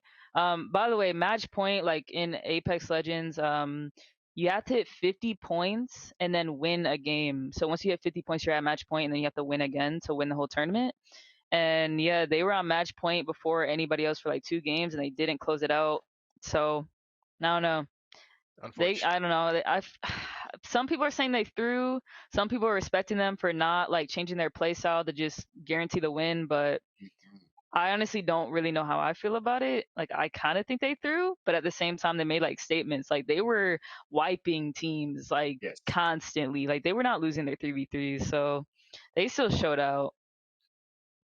Kind of like that one you just said. I was watching them. The more I was like, all right, y'all only team with match point. I would have became the softest team in the game. In the building. I would have been hiding. Look, it would have been where's Waldo if I was in that bitch. I promise you. They was still. They was like Willie. They was in the lead, but they was like, nah, bro, we still gonna be outside though and run the block. Like they was still running up on people for no reason, in my opinion. Yeah. Damn. Yeah, that's the ecosystem of Apex, and that's what makes it such a competitive game. Because in a way, like what used to happen or what normally happened in the tournaments is you run a comp where you can stay alive the longest because your point is match point, right? You want to get the most points and win the game. Well, Fury was like, well, if we just get the most points and just fight, then the teams that are playing passive and defensive will always be on the back foot and we can wipe them. And because they could shoot, that's what they did. So they just, were running through teams who, if they were playing a different style or if they were all playing the same legends, who knows how that goes. But because their mentality is we need to survive as long as possible, they were instantly, getting sent on. They are just on the back foot. And Furia showed just unrelenting aggression. And that's what got them the points. That's something I've noticed by playing more. Like when you let another team be the aggressor and take your space, like it's pretty much just over. Like you need to give the same energy back or you're just in the lobby. Yeah. Yeah, it's like that. And to answer your question about how the org itself, TSM, like made its name in NA, dominating and basically setting the meta for what teams will try to run. But like Jazz said, there are other good teams in the different regions, and they've shown that, especially like what happened in Sweden. I don't know if anybody knew, but they didn't play with their main third in Sweden. They played with the sub. Their main third shows up here, Still they have a won. rough start, and then they win anyway because they have the ability to play at that level. I think it put all of Apex Legends on notice. Like you can't just assume because we're NA fans and we got the loud voice and we're on Twitter the most that's just how it goes. The other teams are going to show up and play, and that makes Apex super competitive. It's great. Mhm. Did y'all see Al and his Watson was talking on Twitter? Yeah. What about trying to be number one? Nah. Yeah, it was the Apex drama because remember, his Watson said, "I don't have an ego," and Hal slid in there and said, "Me neither." Oh yes, I saw that. That was funny. Yeah, it's great. So since we got y'all here, right? First I have one question. I saw the Team Infinity was in there, and they have the same INF before their name is y'all. When are y'all gonna battle them out for the INF supremacy? Honestly, right now, we can go down right now. To be honest, you want that smoke? You want that smoke? Yeah. Everybody, we all want it for real. because we don't like that. We're here for this. And they're no knock to them, but their org, their swag, not on our level. You see that purple? The purple. You see the merch? You see the jerseys? Y'all do have 5 merch though, Chad. Right? They really do have nice merch. I really like their jerseys. That's what I'm saying. If I was making a little bit more money, I would already be investing in just making a clothing brand based off Inferno. Period. Yeah, same. Yeah, that's on the way. But yeah, I don't care nothing. There's like Las Vegas Inferno, like, and they want to be. I ain't nah, man. We're Team Inferno. Yeah, I mean, look, they on a Highlander shit. There can be only one. Not right. Literally. You're just gonna fight for it. Frick it. I think you should. There's some orgs where I don't want to, I want to roast anybody by name. So what I'll say is there's some orgs where they just got people in there with the, the clan tag, and they just, they take that notoriety from being a part of that team. But like our org, all of us actually play Apex. We're all, you know what I'm saying? We all really are good at Apex. We do this. You know what I mean? So whoever want to go down, you know what I'm saying? Las Vegas Inferno, whatever, Infinity. There's also Infernal. He calling all. He said all y'all. He said all y'all hoes. All you INF motherfuckers. I want your admins. I want your moderators. I want your content creators. That's what I'm talking about. That's right. That's what we like to hear. My fofo make sure all your grandkids on Oh my god, I am so serious. Like, that's what I like to hear. We are on the scene. Like, we're not just playing about it. We're not just bull jobbing out here. So yeah, that's how I feel about that. We appreciate. We like to see fighting champs. And then I'm like, this is really important just as like Apex players. So I would consider you all, would y'all consider yourself to be like semi-professional players at this point? Or do you consider be professional? Our comp team, yeah, semi-pro, like 2-2. Okay. What kind of tips would you give to our fans who want to improve at Apex? I know we have a lot of average players like myself in the chat and who listen and watch on YouTube and stuff, but what tips would y'all give to people trying to progress and one day get to the ranks of being considered to join Team Inferno? Super, you go first. Okay. What I would say first and foremost is play a character you like to play, because trying to force yourself to play a character because somebody else told you they're good won't make you better at the game. You got to enjoy the time that you're spending playing the game. And once you learn the intricacies of that character, learn 1 or 2 more. Because once somebody picks your character, you're solo queuing, you're dual queuing, somebody takes your character, and now your main is out. What do? You know what I mean? So learn 1 or 2 characters, have fun, right? And then learn how to play cover. Once you learn how to play cover, you're good. You can do anything. There are plenty of good players out there who aren't pro. They just learned how to play cover and they pub stomp, basically. They run through the lobbies.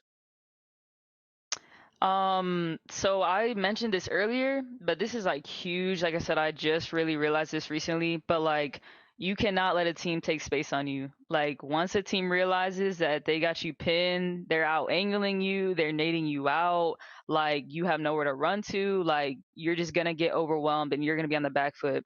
But if you're the team putting that pressure, like, you're doing the opposite to them, or you like meet with the same energy, and like it probably will become like a standoff unless, one of you beam somebody. But like you just can't let people like basically bully you into the lobby.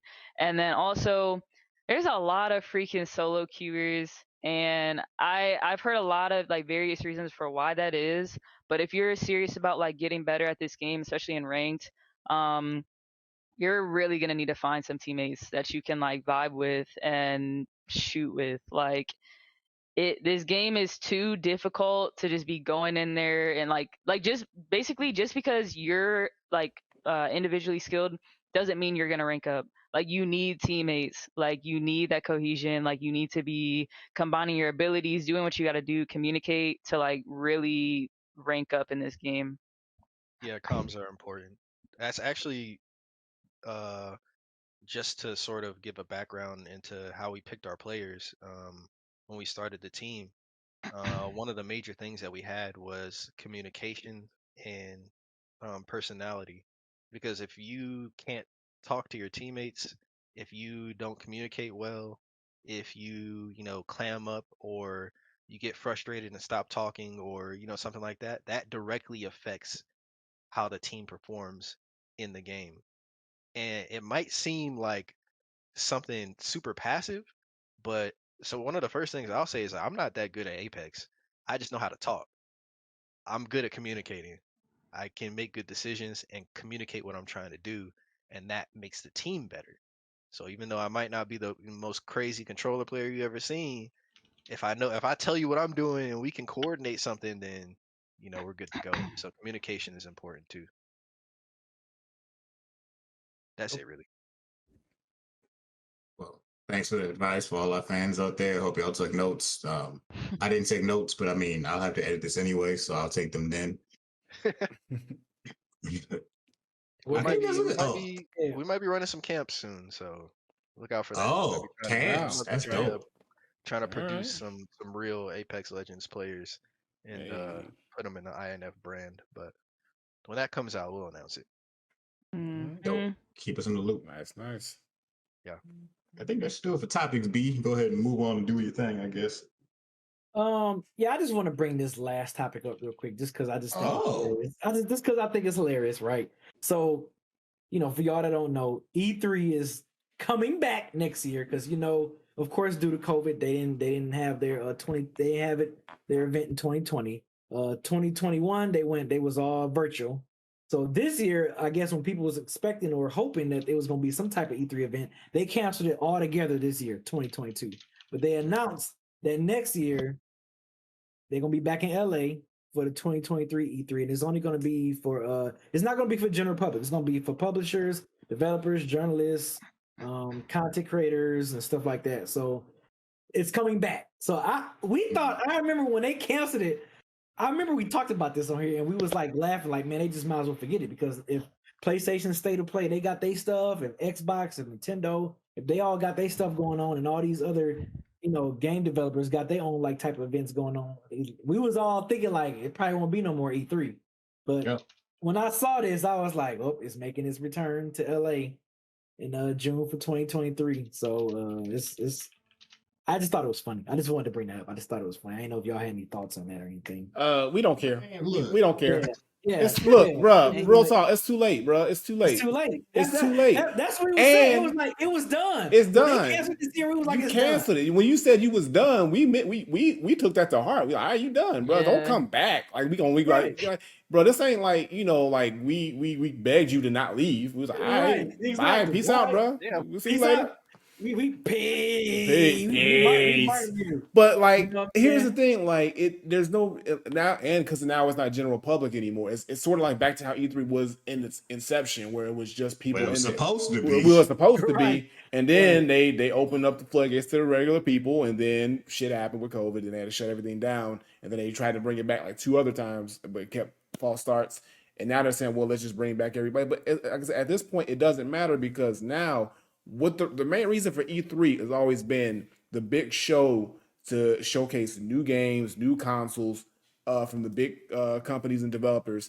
And now everybody can do that on their own. So they don't need E3. So what's the point? Even if it is just for developers and content creators and everybody, what's really the true point of going there when Nintendo is not gonna want to be there. Sony's not gonna want to be there. Microsoft may want to be there, but if the big three don't want to be there, and you're just gonna have a whole bunch of software developers, and that's it, it's gonna be boring. Did Nobody give a fuck. Did they say they don't want to be there, like explicitly that they're not going to be at E3? I know They've shown it. They've shown it. Their action. Well, Nintendo said that they're not coming back. They verbally said it.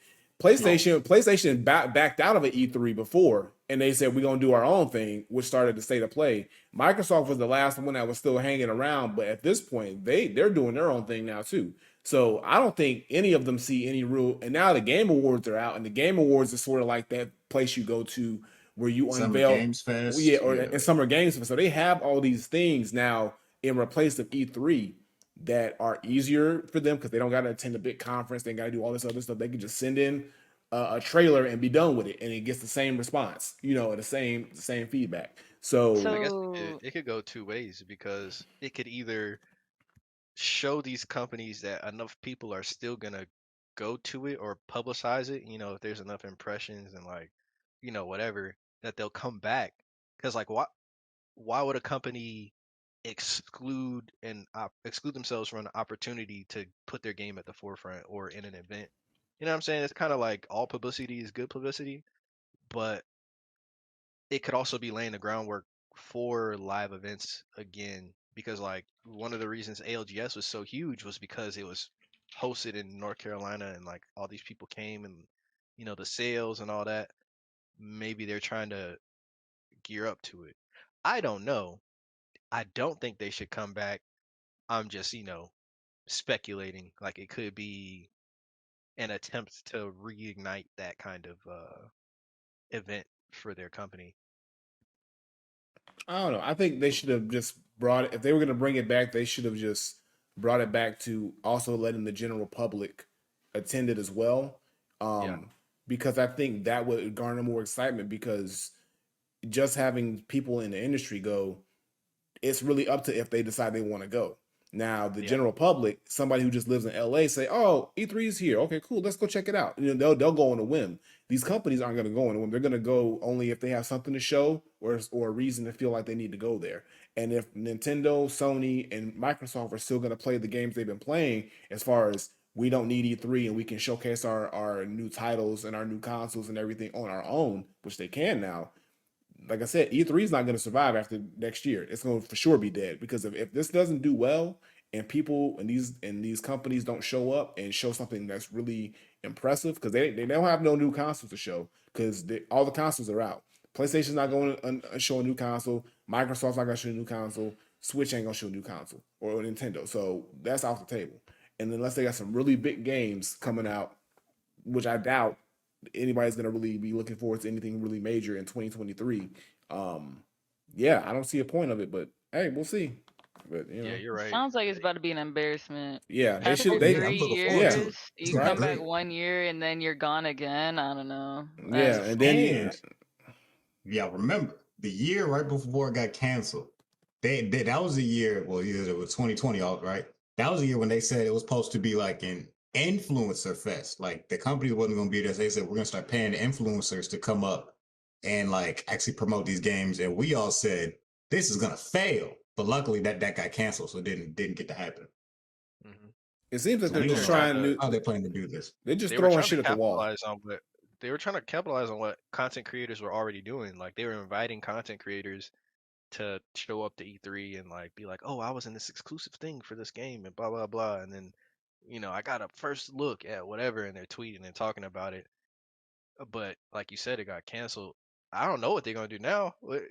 If all these developers and these companies aren't showing up, what is it for? What's gonna come out? Nothing. And they don't need to do, like I'm saying, they don't need to do it. Like these games and these developers themselves can throw their own events. They don't need an E3.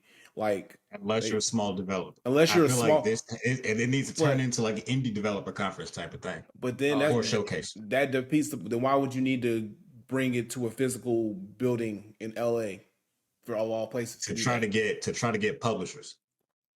Which is, if you think about it, E3 was originally all about industry people showing games with each other to try to get publishers, try to get people to buy and sell their game in their marketplaces. Now, so then it became a public thing, and now they're trying to get back to the roots of we make this game, we want people to buy it. So if they can transition it into what I'm describing, it might work. It won't be commercially as successful as it is now, but it'll help out a lot of smaller. It'll be just like a regular trade. It'll be back an expo or a trade show, like it should, like it was, like you said in the beginning. Yeah. So that's fine. Like if like I said, if it's a whole bunch of indie developers who are looking for publishing from the bigger, like from the bigger publishers, or or Nintendo, Sony, Microsoft, and they just go there to see, oh, this is a new game that's that needs some funding or that needs an extra push.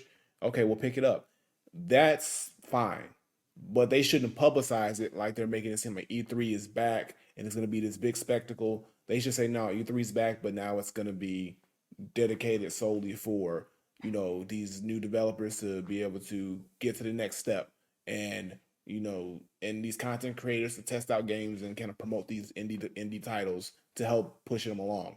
That if they coined it that way, then it would make sense. But the way that they're saying it here, It's just like, nah, we're just gonna. It don't sound like it don't sound like don't that. sound like what It they don't- about to do. Yeah, it sounds like they're trying to go all out once again. Like people give a fuck, which we don't.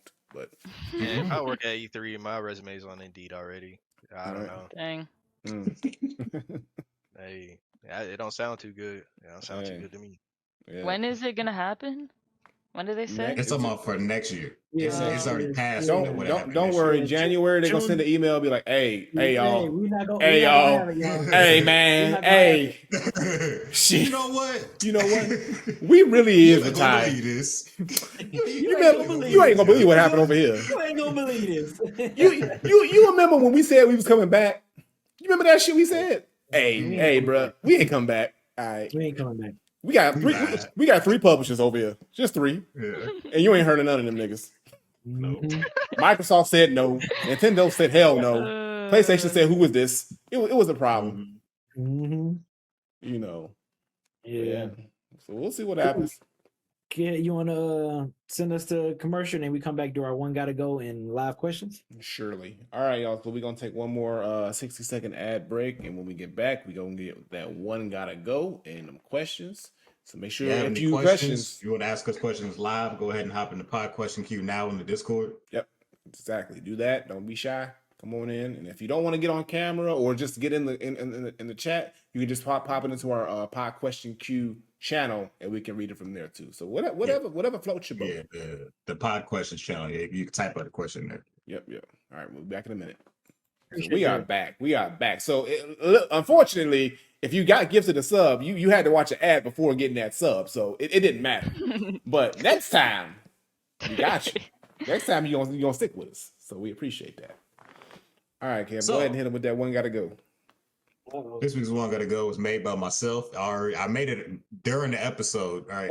I had another one I was gonna do, but after we came together and talked about how important Clifton Powell is to black American culture, I decided he gotta be the one gotta go. So we go do Clifton Powell movies. Next Friday, Menace to Society, Rush Hour, or Dead Presidents. We're gonna run through all 4 again. Remember, one gotta go. Damn.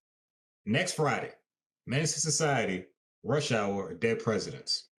I would say Rush Hour. Rush Hour, only because he didn't have like memorable lines or like memorable moments in that movie like he did the other 3 that you mentioned. Yeah. So that's the reason why I'm saying Rush Hour.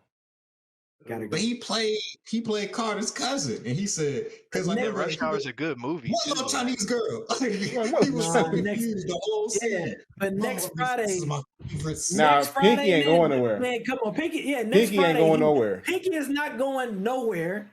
Miss Society, come on, like the Black Nissan Max, like come on, like everything he was in that one. Miss Society, that's not going nowhere. Yeah, Menace to Society. It's between Dead Presidents and Rush Hour for me. So I gotta think about this. Dead Presidents. I'm going Dead Presidents. I gotta think.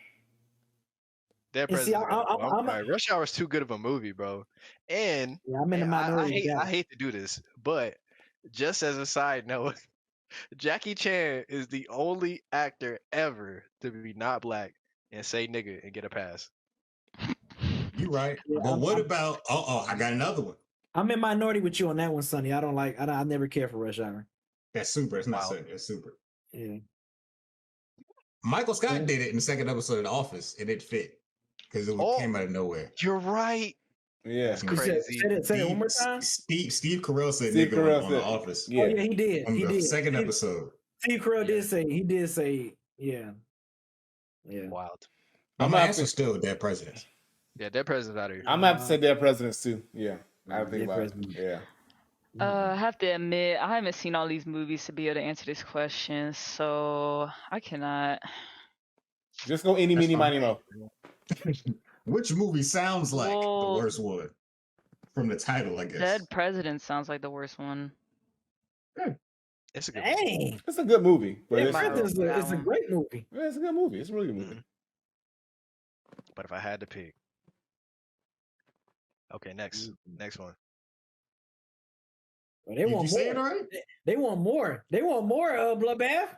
Oh, okay. Well, the poll is up, and it looks like Dead Presidents is winning the poll right now. Just to add that up there. I didn't see the poll. Yeah, we gotta poll. We gotta poll. So if you saying Dead Presidents, I think we all said Dead Presidents said B, right? You said Rush Hour. So Yeah, Dead Presidents has it Yeah. officially with us and with the people. Okay, dope. So do you want to do another one, Super? Yeah, you got another one? I didn't make another one, but I try to keep one in the tuck. All right. Okay. So this one, I'm gonna make this one Apex related because I know y'all play Apex. It'll be, I know Jazz will have some input on this one. Okay. So the Apex meta, it shifts pretty often. Well, it's supposed to. Right now, the current meta is like you got the mandatory Valk, you got a mandatory Gibby, right?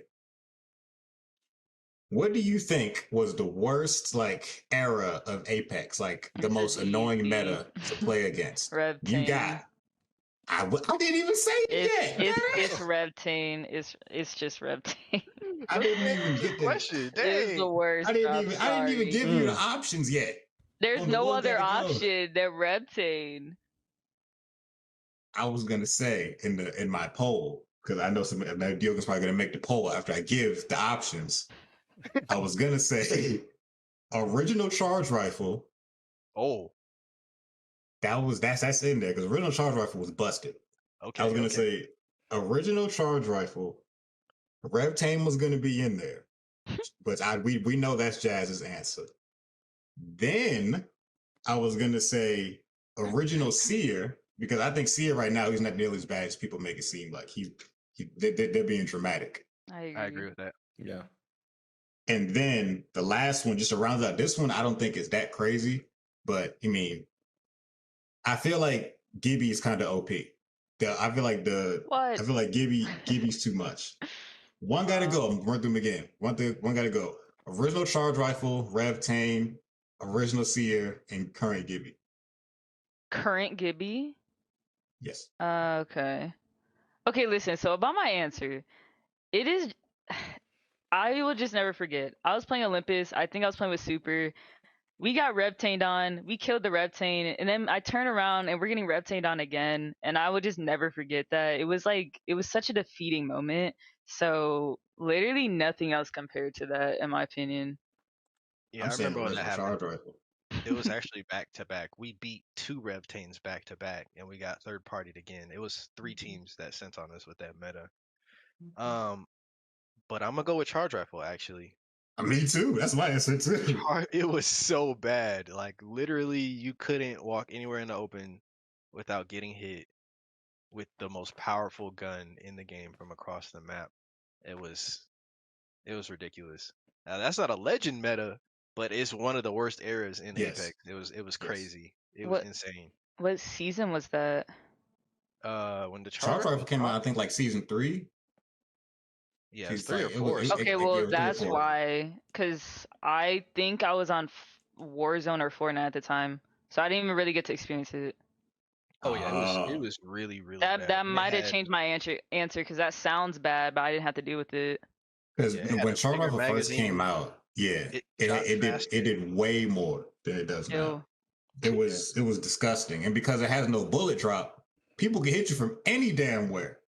Yeah, Mhm. It was gross. Like it was the worst. It was busted. It was Glad I wasn't it was the there. first busted gun that they came out with. Yeah, it was overwhelming. Yeah, I didn't start Apex until way later. I think it was like season 6 is when I finally started to get into Apex. So I wasn't there for the charge rifle and I've never, because I said I don't play rank like that, so I don't have to deal with much Revtane problems. And Seer is like whatever, but I do think Gibby. I've always had issues with the Gibby scenarios where it's like if you find a good Gibby, like there's been moments where like I'll be in a firefight with a Gibby and I feel like I unload a whole ass clip and shit don't do a damn thing, and he don't got and no shield up, nothing, no shield, no nothing, no dome shield, no arm shield. He just eating bullets and just like I'm like what the fuck. So I'd have to say from my experience the Gibby scenario, but even still it's not like crazy bad. But yeah, there's been situations where I feel like all right, bro, you should have been dead. So. There's an easy fix to that. Just run a PK instead of an SMG, and then you'll kill us. Easy. Cool. She just included herself as a part of Gibby's. So Yes. That's her main. She's a Gibby. I literally have his heirloom next to me. Noted. Show the people your heirloom. Noted. Yes, this is one of my favorite things. Hey, she legit. My mods She got about this for that me. life. That's what's up. That's dope. Thank you. But yeah, that's gonna do it for One Gotta Goes this week. Most people agree that OG charge rifle was ridiculous, but they nerfed it to where it's reasonable now. It's still like my favorite sniper, so I fuck with it. Also, over here, do you think Seer needs another nerf? And why do you also agree that she does not need it? Because I know we're all going to say no. Yeah, since we all agree that he does not need another nerf, I think people should just stop complaining. I think once the pros have something that they don't like and they tweet that out, then all their followers tweet the same thing and they copy them. I think there's like a viral clip of Hal, right, in a game, their top 4, 2 Cereals go down. And he's like, oh, Cereal. Oh, another Cereal. What a surprise. What do you think Hal was playing? He was playing Seer, and he throws his Cereal. So it's like, you're complaining, but you're the problem. Play somebody else. Maybe the meta will change. I completely agree. I just said that, like, I was actually on another podcast and I just said the same thing. I was basically saying, like, for everybody that's complaining about the meta, it's literally your fault. Like, the only reason, like, it didn't take any nerf or whatever for, like, Gibby to drop out the meta.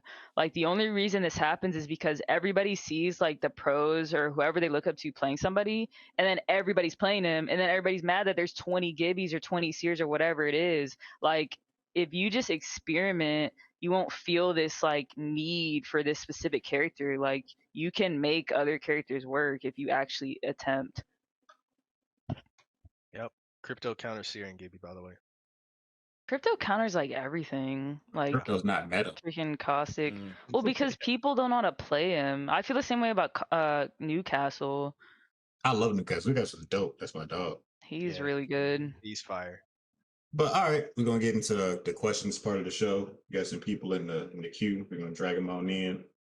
Nice. First, I'm gonna start with Dumbo. All right. Dumbo, you're on the air. Oh wow. Uh-oh. What up? What up? What up? What up? What up? Hi. Ni hao. First of all, I would like to say that y'all forgot about Leonardo DiCaprio. That nigga definitely said nigga in Django Unchained. He did. He did. He did. A lot of people. What a Tarantino movies don't multiple count. times. For some reason, everybody says nigga in Tarantino movies. Yeah. Right. That's true. Yeah. Tarantino movies there. You gonna hear nigga from somebody who ain't a nigga easily. You definitely. And you never complain about it. No, because it's like it's quick. It's quick. Now I got a question specifically for Granddad and for B first. I got 2 questions. Okay. Me and Kev was talking about this earlier. What is y'all beef with tutorials? What you mean? I ain't got no beef with tutorials. I go through tutorials. What you talking about? Cap. That's that nigga. That's not cap. Wait a minute. Talk to that man Beastie. Talk to that man 430 because I do tutorials.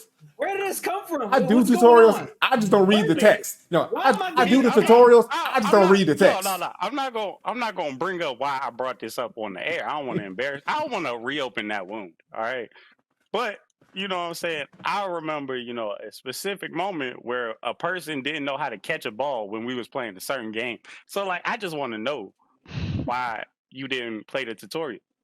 That's it. Beasy. What? That's you. Wait a minute. Why? That's you.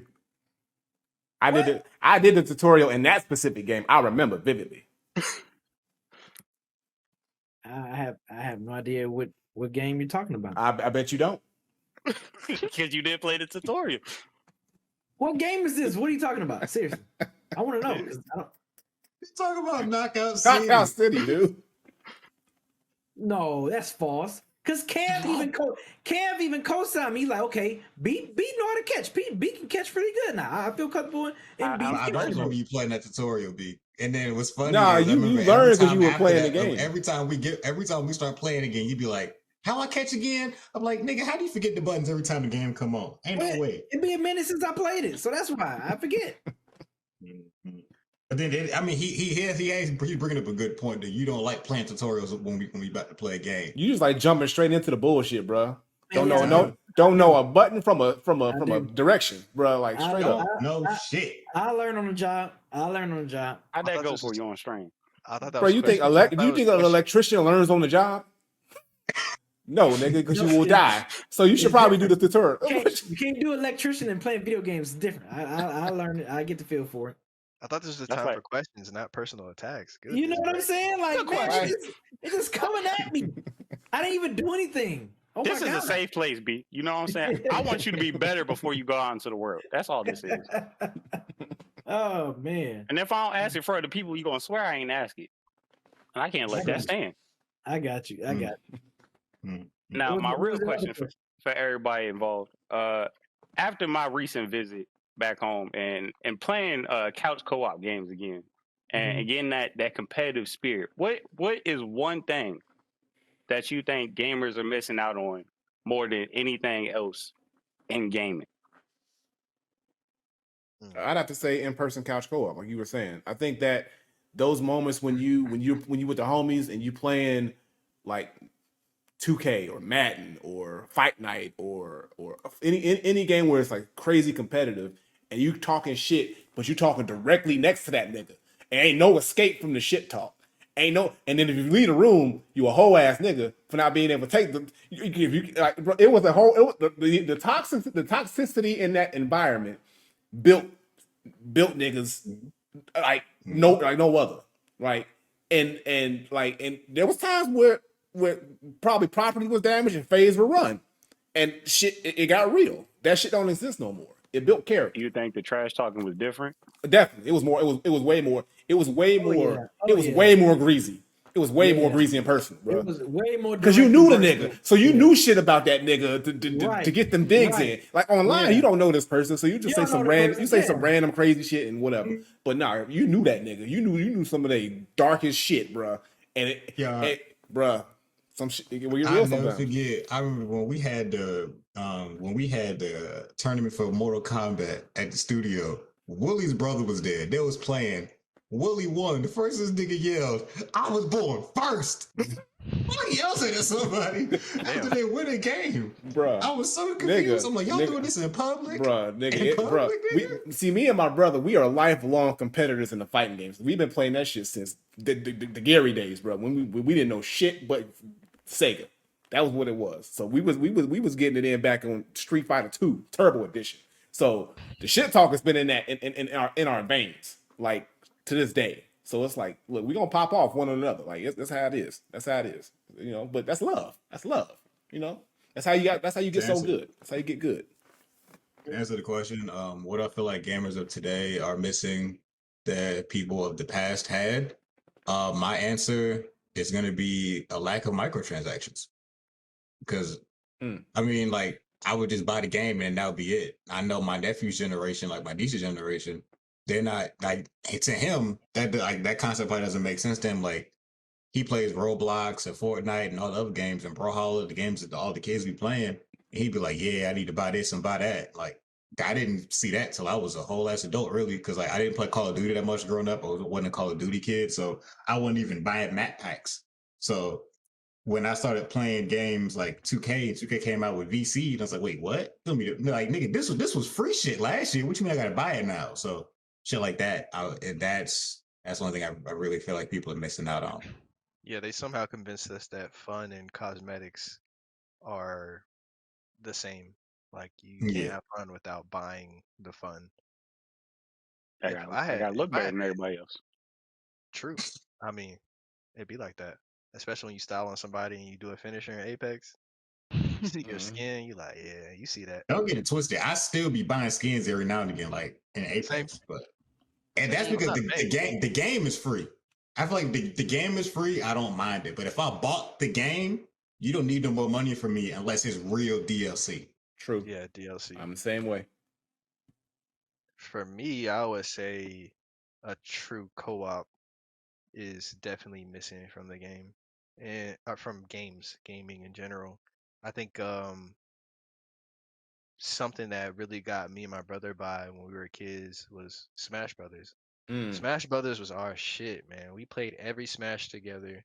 We will always do like us two on a team versus all the computers on level 9 or whatever, you know what I'm saying? 99 lives, and we would play for like 4 hours, like just working teams, you know what I mean? And then you go to school and you have Smash tournaments. Yep. And there was different there's different games like Halo that had co-op modes that you could play. It was just good. I can't believe how individualistic the games are now. Like there are team games you can play, but it's not co-op. Like Apex is a team game, but it's not co-op. I think some games are going back towards it. Like I think Tarkov, like you can work together with people to achieve something, or like what was it, like DayZ or something like that, where you get stuff in the game and you try to stay alive. You can work with somebody to do that. But just a good co-op game or something that requires teamwork is missing from gaming today. My answer is definitely Call of Duty Zombies, like World at War, Black Ops 1 and 2, and kind of 3. But like that for me, that was like a time to be alive. Like nothing comes close to like just how much fun that was, like doing the Easter eggs and like playing that game for like hours on end. Like I don't know. That was what really got me into games, to be honest. Yeah, my answers. I agree with Granddad. Like I feel like we don't have that true couch co-op game. I mean, of course, because of technology online and stuff. But I just feel like the young kids coming up today they really will not understand or grasp that feeling. Couch co-op. The couch co-op. You know what I'm saying? You're literally sitting next to your opponent playing. Yeah. You know what I'm saying? Or like, and one thing we used to do, like system swaps. Like, did you always do that? System swaps, where like your best friend had the Sega game. Yeah, we do game swaps, system swaps, all that stuff like that. Because like you know, like your mom gonna get you the PlayStation. Well, I'm gonna get the Nintendo. Then we can swap it. That way things like that. Boom, boom, boom. Somebody said the systems was light, easy to carry. Right, exactly. Throw it in your backpack. Throw that shit in your backpack. You good to go. Yeah, boom. That shit was great. Yeah, man. It was especially that PS2 Slim. Crazy, man. Crazy slim. Yep. Crazy light. So like stuff like that. Yeah, they'll never experience it. Or like somebody said in the chat, cheat codes or strategy guides or. Having the book paper of the cheat codes. Yeah, they don't put nothing in the game cases no more. It just be empty. It just be straight disc. Yeah, nothing. No liner, no little booklet, nothing like that. Nothing, just the game. So it's like all those things they'll never know, and those things would I think made the game experience even better. Like because there was the whole experience. Like you were excited to go buy the game, open it up. Look at the booklet, put it in, and then like call your homies over. Yo, I got the new blah blah blah, or I got this, and everybody come over after school or on the weekend, and y'all in there in the room for hours just playing. It's like that's the whole experience that's never gonna be there anymore. So yeah, it was the time to be alive for sure. That answer your question? That perfectly. Dope. Thank you for coming in here. Thank you for the gifted subs to all the community members. Appreciate you, Dumbo. We got to answer one more question. We doing DEW today? I'm ready to do DEW. You ready to do DEW? Come on now, DEW. Come on now. Yeah, of course. Yeah, right, yes. We're gonna do DEW after we finish the show. Yeah. All right, I see myself out. All right.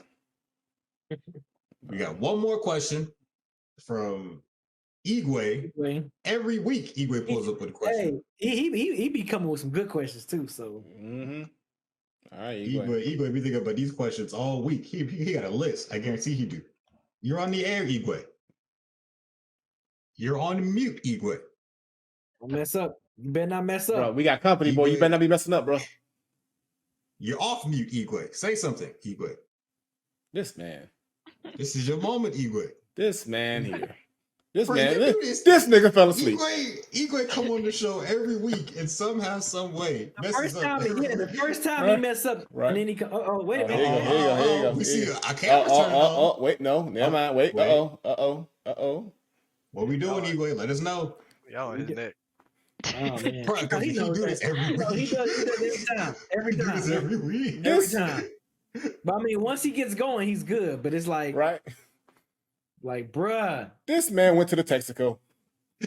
Ain't got no internet.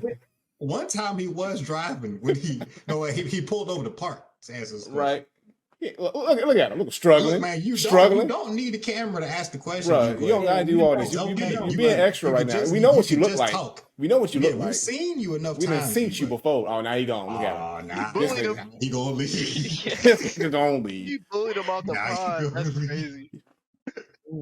Damn, Igwe. Bully that man. Dang, Igwe, you gotta do this in front of company, bro. That's embarrassing. In front of company, dang, bro. That's crazy. That's crazy, bro. They gonna look at us all different and shit now, bro. Everything. Mm-hmm. They ain't gonna want to come over no more. There you go. Look, he pop back. Back in the pod. Let's try this again, Igwe. All right, bro. Watch you come in. Where you at? Come in. He gonna come in smooth this time. What you doing on the air, Igwe? All right, you better redeem yourself. Okay, look like. There you go. There you go. Okay. Okay. Why we gotta have these same conversations with you every week, bro? Like every week, something go wrong the first time you pull up. I don't know, man. I was on my tablet and I don't know what's going on, but I'm here now. I'm on my phone right now. What's going on, man? It's been a minute. What up? Yeah, I know. How you been, man? How you been? Hey, man, things change, man. I just graduated. Hey, congrats, man. Okay. Congrats. Look at him. Like walking that stage. Mm-hmm. There you go. My birthday passed. Even though a couple months still passed. It's a months ago. A couple months ago. Bro, you don't talk. If it ain't this month, don't talk about it, bro.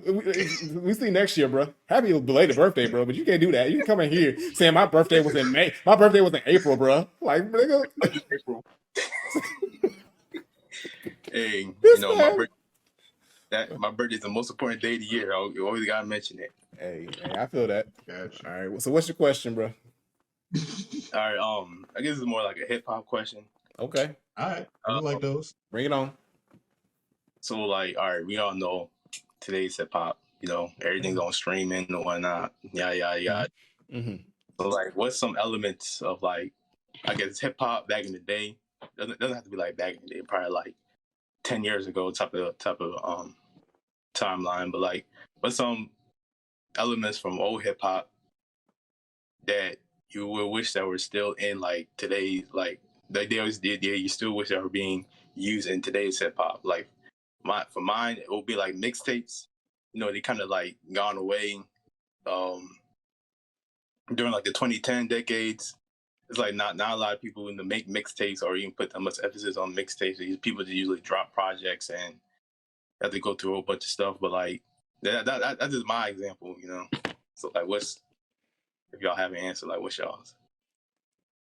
It was funny because I was listening to Redman's albums a couple of days ago, and I was like, man, I really miss like skits that make sense in the album, in the context of the album. I kind of miss skits. You know what I'm saying? Like I know Kendrick Lamar he pretty much had that with Good Kid, Mad City. That the first thing I can think of as far as like an album that had skits and stuff in between songs. But like Redman was like the master at that shit though. Like Redman was really, he made that shit funny. So I do miss skits. And I'm not saying you gotta go all out and have 15 skits in 15 songs and all like that. But I'm just saying, I miss, have a skit in the beginning of the album, one in the middle, and then like one towards the end or something like that. Like that's cool. I'm cool with that. So yeah, I kind of miss like skits. Like I said, it has to make sense. Like, don't have your album be about one thing, your skits be like completely left or somewhere completely different. So yeah, like skits that make sense and that flows with the album really well. I think I do kind of miss that on albums. True. I feel that. One of my favorite ones was Cushion OJ from Wiz Khalifa. Mm-hmm. I don't know if y'all remember that. Was another one. That was another one. That was another one that used their skits well. You know what I'm saying? So that's and way back. I think Snoop had really on his Dog Pound albums. He had little skits in there too. They were super deep. When he was like, what was it, a DJ? I forget the name of the DJ, but yeah. Little Brother always had good skits. Little Brother, I forgot about the skits on Minstrel Show were good. Forgot about and they most recent one. They had good skits too. Also, A lot of the Rough Riders albums would have skits, and they would be pretty good too. Or they would actually be very cohesive. Like the Locks, when they would do skits, it would be very cohesive with their albums, especially Styles. Styles' first album has some really cohesive skits. Yeah, some really good cohesive skits. That actually went through the album. It actually told a story through the album through the skits too. So yeah. True. What Still about miss Broke by Broke? Oh yeah, we ain't got it. broke 5 broke. We ain't got it. we ain't got it. Yeah, that's my shit. Yeah, that was great. What do I miss? What about Biggie skits? Oh yeah, I they were never good. listened to a Biggie album, so I can't speak on that. From Ready to Die. You know the skits. Yeah, we remember the skits. We remember the skits. Remember the skits? I don't fuck with those type of skits where they just cracking some backs and I'm like, come on, bro. I'm driving, you know. Yeah, like look. All got the windows down. Around, like, all right, bro, chill out, man. What do I miss that people don't do no more in their songs? No, the worst one was Dr. Dre's in 2001. Yeah, that definitely wasn't used properly. I feel like skits on that album was not used properly. Yeah. That is anybody? What the hell do I miss, bro? Because I'm thinking, I feel like people still make mixtapes. They just don't call them mixtapes no more. So I'm not gonna say that. You said my thing. I was gonna say that mixtapes aren't actually mixtapes. They're just called that. They're actual projects. Yeah. Back in the day, like you think about like No Ceilings. Yeah. Like Wayne really couldn't make money off of No Ceilings because he was ripping off of all these songs. You know what I'm saying? And freestyling over them and then just dropping it. I guess it's more like the culture of mixtapes. You know, they kind of like diminished because you know, back in the day, streaming. Yeah, everything's streamed. I remember just going like my mixtapes or datpiff.com to download. Oh, yeah, I was all on it. And then and then everybody had like their own remixes or like freestyles and renditions of other existing songs, and just sometimes it just made the song even better. Sometimes the song is better, the remix better than the original, and then just like I got my answer now. Yeah, it felt like people had like more freedom when they had like mixtapes and all that. Like they don't, since they weren't trying to make money off of it. They had more freedom to like do whatever without like having all the sample clearance and a bunch of other nonsense. And then, like I said, the culture of the mixtape is like, dang, like it's just like, dang, I just miss that. I just miss those mixtapes though. But like now with streaming, it kind of feels like it's all that's gone away. I have my answer now. I just miss ciphers. I feel like there used to be more ciphers than just rappers, just freestyler. Just people don't do it no more. That's my answer. I feel that. Hey, BT, was it 2013 had the best cipher though? The very first one. The very first one was the best one, probably to me. Talking about the one with TDE when TDE and Slaughterhouse. That was first. I think that was the great one. Yeah, fire. I ain't gonna lie. What was it? I don't know. It was BT. I don't know. Was it hip hop or I don't know. I'll be watching that. But it was probably the hip hop one. Go ahead. I remember. I'm from Baltimore, right? So I know. So I remember they had like three Baltimore, just three Baltimore rappers just on the BT cipher, and Baltimore is like small, not very known for a lot of things. So just seeing that, I was like, damn, bro, I feel mad proud right now. Like who else? Los, it had Los rapping. Yeah. It had who else? Another rapper, Izzy. I'm pretty sure, Izzy and what's that shorty name? Hold on. What's that? Just Hilarious. She's over there rapping too. I'm like, hey yo, we lit, bro. Nigga, she don't hear. She rap. Hold on, time out. She rap. Chat. She be rapping. I mean, it was. Can I just sneak in the closet? Go ahead. Yeah, it was. She rap. Chat. She rapping? She be rapping. I didn't know Just Hilarious be rapping. I didn't know that either. Yeah, I didn't know that either. Hey, it was I guess a little something special, but I was lit. I was hyped, bro. I was like, hey man, we out here, bro. Stop overlooking us, man. That's what's up. Wooly, do you got an answer?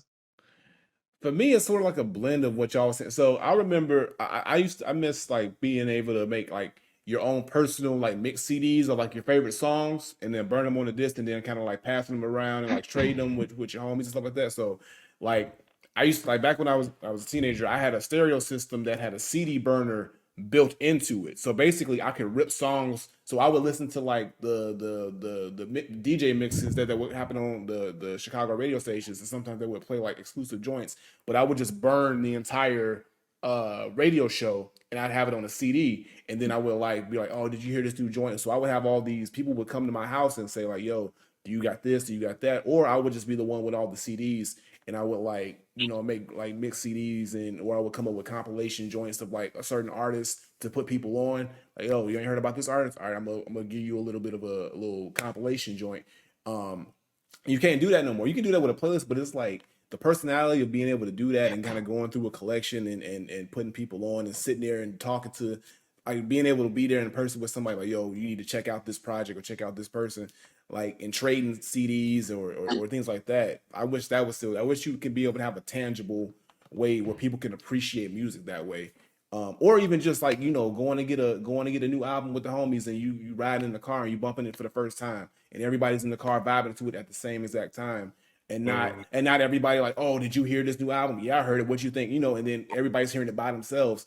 Like that first experience, it's kind of like couch co-op, you know, but for music. It's like that first experience, everybody just chilling, hearing the album for the first time and getting their genuine reactions. I miss that being a norm. So that was always something I was into. My first listen through of No Ceilings and the Carter 3 was with friends, and that was different. Yeah. That was live. We like memorized lyrics together, like right there. Yeah, man. Like, I wish that was still around, because that made you appreciate the music more too.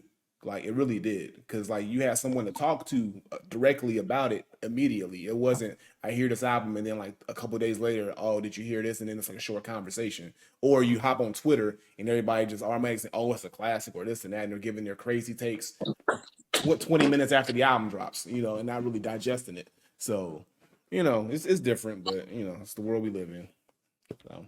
Thanks. Guys, did you have an answer? No, you don't have an answer. Yeah, I have an answer, but it's like really different. So I can tell you guys Throw it are out all there. older than me. But 10 years ago, I was 10 and I was on EDM, not hip hop really. Like my parents, my sister, everybody around me was listening to like hip hop and R&B, but I just liked EDM better at the time. So I don't know what I missed out on at the time, but I do know like today there is like a ton of trash music that is like popularized. Like I will be listening like hip hop radio on like Apple Music, and like I like it's just various artists too. And I'm just like, how is this on here? Like how are people listening to this? Like, and it's not just like, I know people don't like mumble rap and all that, but it's like it's not even just that. Like people, I don't know, it'll be just any type of genre of like hip hop, and I'm just like, this is just not good music. Like I don't see the appeal. It's not like specific, it's just like in general. No, I mean, that's just the fact that one, anybody can make music these days very easily. Back then, it was super hard. If you wanted to be a rapper, it cost a lot of money and a lot of It's a lot time. cheaper now. It's a lot cheaper to be able to make a song. And now, because everybody can go viral for some nonsense, crazy song, or they can just copy and paste a style that's popular, it's easier for that stuff to kind of get, you know, publicized. So I Yeah, agree. that makes half sense. that stuff's junk. So yeah. Plus, it's really hard to get on a trash beat. Like at this point, Yeah. if your beat's not fire, why are you making music? I don't understand how you get far. But on the converse of that is anybody can be trash and get on a fire beat. Yeah. Because the beat is Yes. fire. Look, Yeah, producers be carrying these niggas nowadays. Producers been Yes, they don't get enough been credit. carrying for a long time. Producers, I mean, like I said, like a song is nothing without the producer. The producer sets the tone for everything. No matter what you say on that song, whether it's good or bad, the producer is the first thing people hear is what that producer does. Period. So if that producer ain't bringing no heat or bringing something that moves you, it doesn't matter what you do or what you say. You can be saying the craziest stuff or the stupidest shit, like, or the most war shit. Like that beat matters, and it doesn't have to be like popular. It just has to be a good beat. It has to be, you know, well put together, and you know, and also you can't be just copy and pasting what's hot, like, because people can tell a fake beat or a type beat. Like if you're gonna do something, make sure it has some kind of character to it or uniqueness to it. I can admit, like, I've definitely listened to a song like on repeat just for the beat. Like, I don't like sometimes I don't care what the person's saying. Like, if it hits and it hits, like, I can still enjoy it. I can just feel the vibe of it. Yeah. And if you're a good artist, you know to capitalize on how that beat sounds and use your voice as an instrument to accentuate that beat, which also makes you sound better too. So some people don't know how to know how to use the beat use their voice as an instrument with the beat. They try to combat against it with what they're saying, and that also makes it not listenable half the time. So you just got to know how to orchestrate yourself with what you're given, but also having an ear for good beats helps as well. So. That's Cardi and Pierre right there, all day. Yeah. Hey, it shouldn't be hard to find good beats. All you gotta do is just type in your favorite artist, type beat on YouTube, and bro. It's never been easier to find beats than now. Like finding a producer back then was mega hard, especially one that was good. Like because it's so much easier on all playing levels, but that also makes it a lot more not good music coming out because anybody and everybody's making music and they don't really put the craft in. Like somebody will be rapping for 3 months and thinking they're ready to put out a whole album and that's a classic. And it's not. It's like it takes a lot of time to know your craft and get to a point where you've made you're really a true artist. So yeah, but that's like a double-edged sword because now since it's easier to make music now, it gives like people like the opportunity at least to get their music heard, their art heard, and all that. And you can find some like really dope artists, but at the same time, it's like people who have voices, people who shouldn't have voices now have voices now, and I hear a bunch of trash. But yeah, so it's like it's like a good and bad thing, and I just focus on the good. Yeah, you just gotta focus on the good. You just gotta. I mean, it's all about what you decide to listen to, and everybody's gonna listen to what moves them. And some people are moved by trash, so it's like, that's what it is. No, but it's true. It's like it's all relative. It's all relative. It's all relative. But yeah, some people are just moved by music that's technically not that great. But if you listen to artists that you can tell they really put their time and their effort in, I mean, like. Even though they might not go multi-platinum or sell crazy numbers or be all over the radio, as long as they get a fan base that sticks with them, sometimes that's the best thing, having that solid fan base that's always going to ride with you rather than you being the hot artist of the month and then people leave you for the next hot artist at the month after that, which happens all the time. So it just depends on, what you want out of it. Yeah. True. Yeah, man. Yep. Yeah. Did we answer your question, Igwe? Yeah, y'all answered my question. Dope. Shout out Dead End Hip Hop. Appreciate you, bro. Appreciate you. For real. Of course, man. Of course. All right, Igwe. Igwe, anything you want to say to people before you headed out? Yeah, man. Everybody stay safe. Mm-hmm. The world is crazy. So just. Damn, you ain't never lied about that. Yeah. All right. Y'all already know where to find me. Oh, for our TS, y'all may not know who I am. Yeah. But yeah, my name. I got. Y'all can follow me on Instagram, Igwe of Art. I do a lot of artwork there. Dope. Thinking about starting like a YouTube channel. Just talking about artistic, digital art, and all that. I'm just trying to see how the hell I can do that. But just follow me on Instagram, Igwe of Art. So yeah. Oh yeah, I don't know if anybody told you, but happy belated birthday, man! Shout out to you.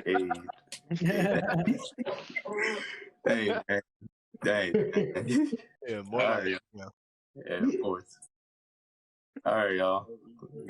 All right, man. All right, peace out. All right. That was good, Super. You said what? I said that was a good one, Super. Yeah, that was good. So before we get up out of here, Jazz and Super, is there anything y'all got going on? On your check out for your Twitches, any movements, anything y'all got coming up pretty soon?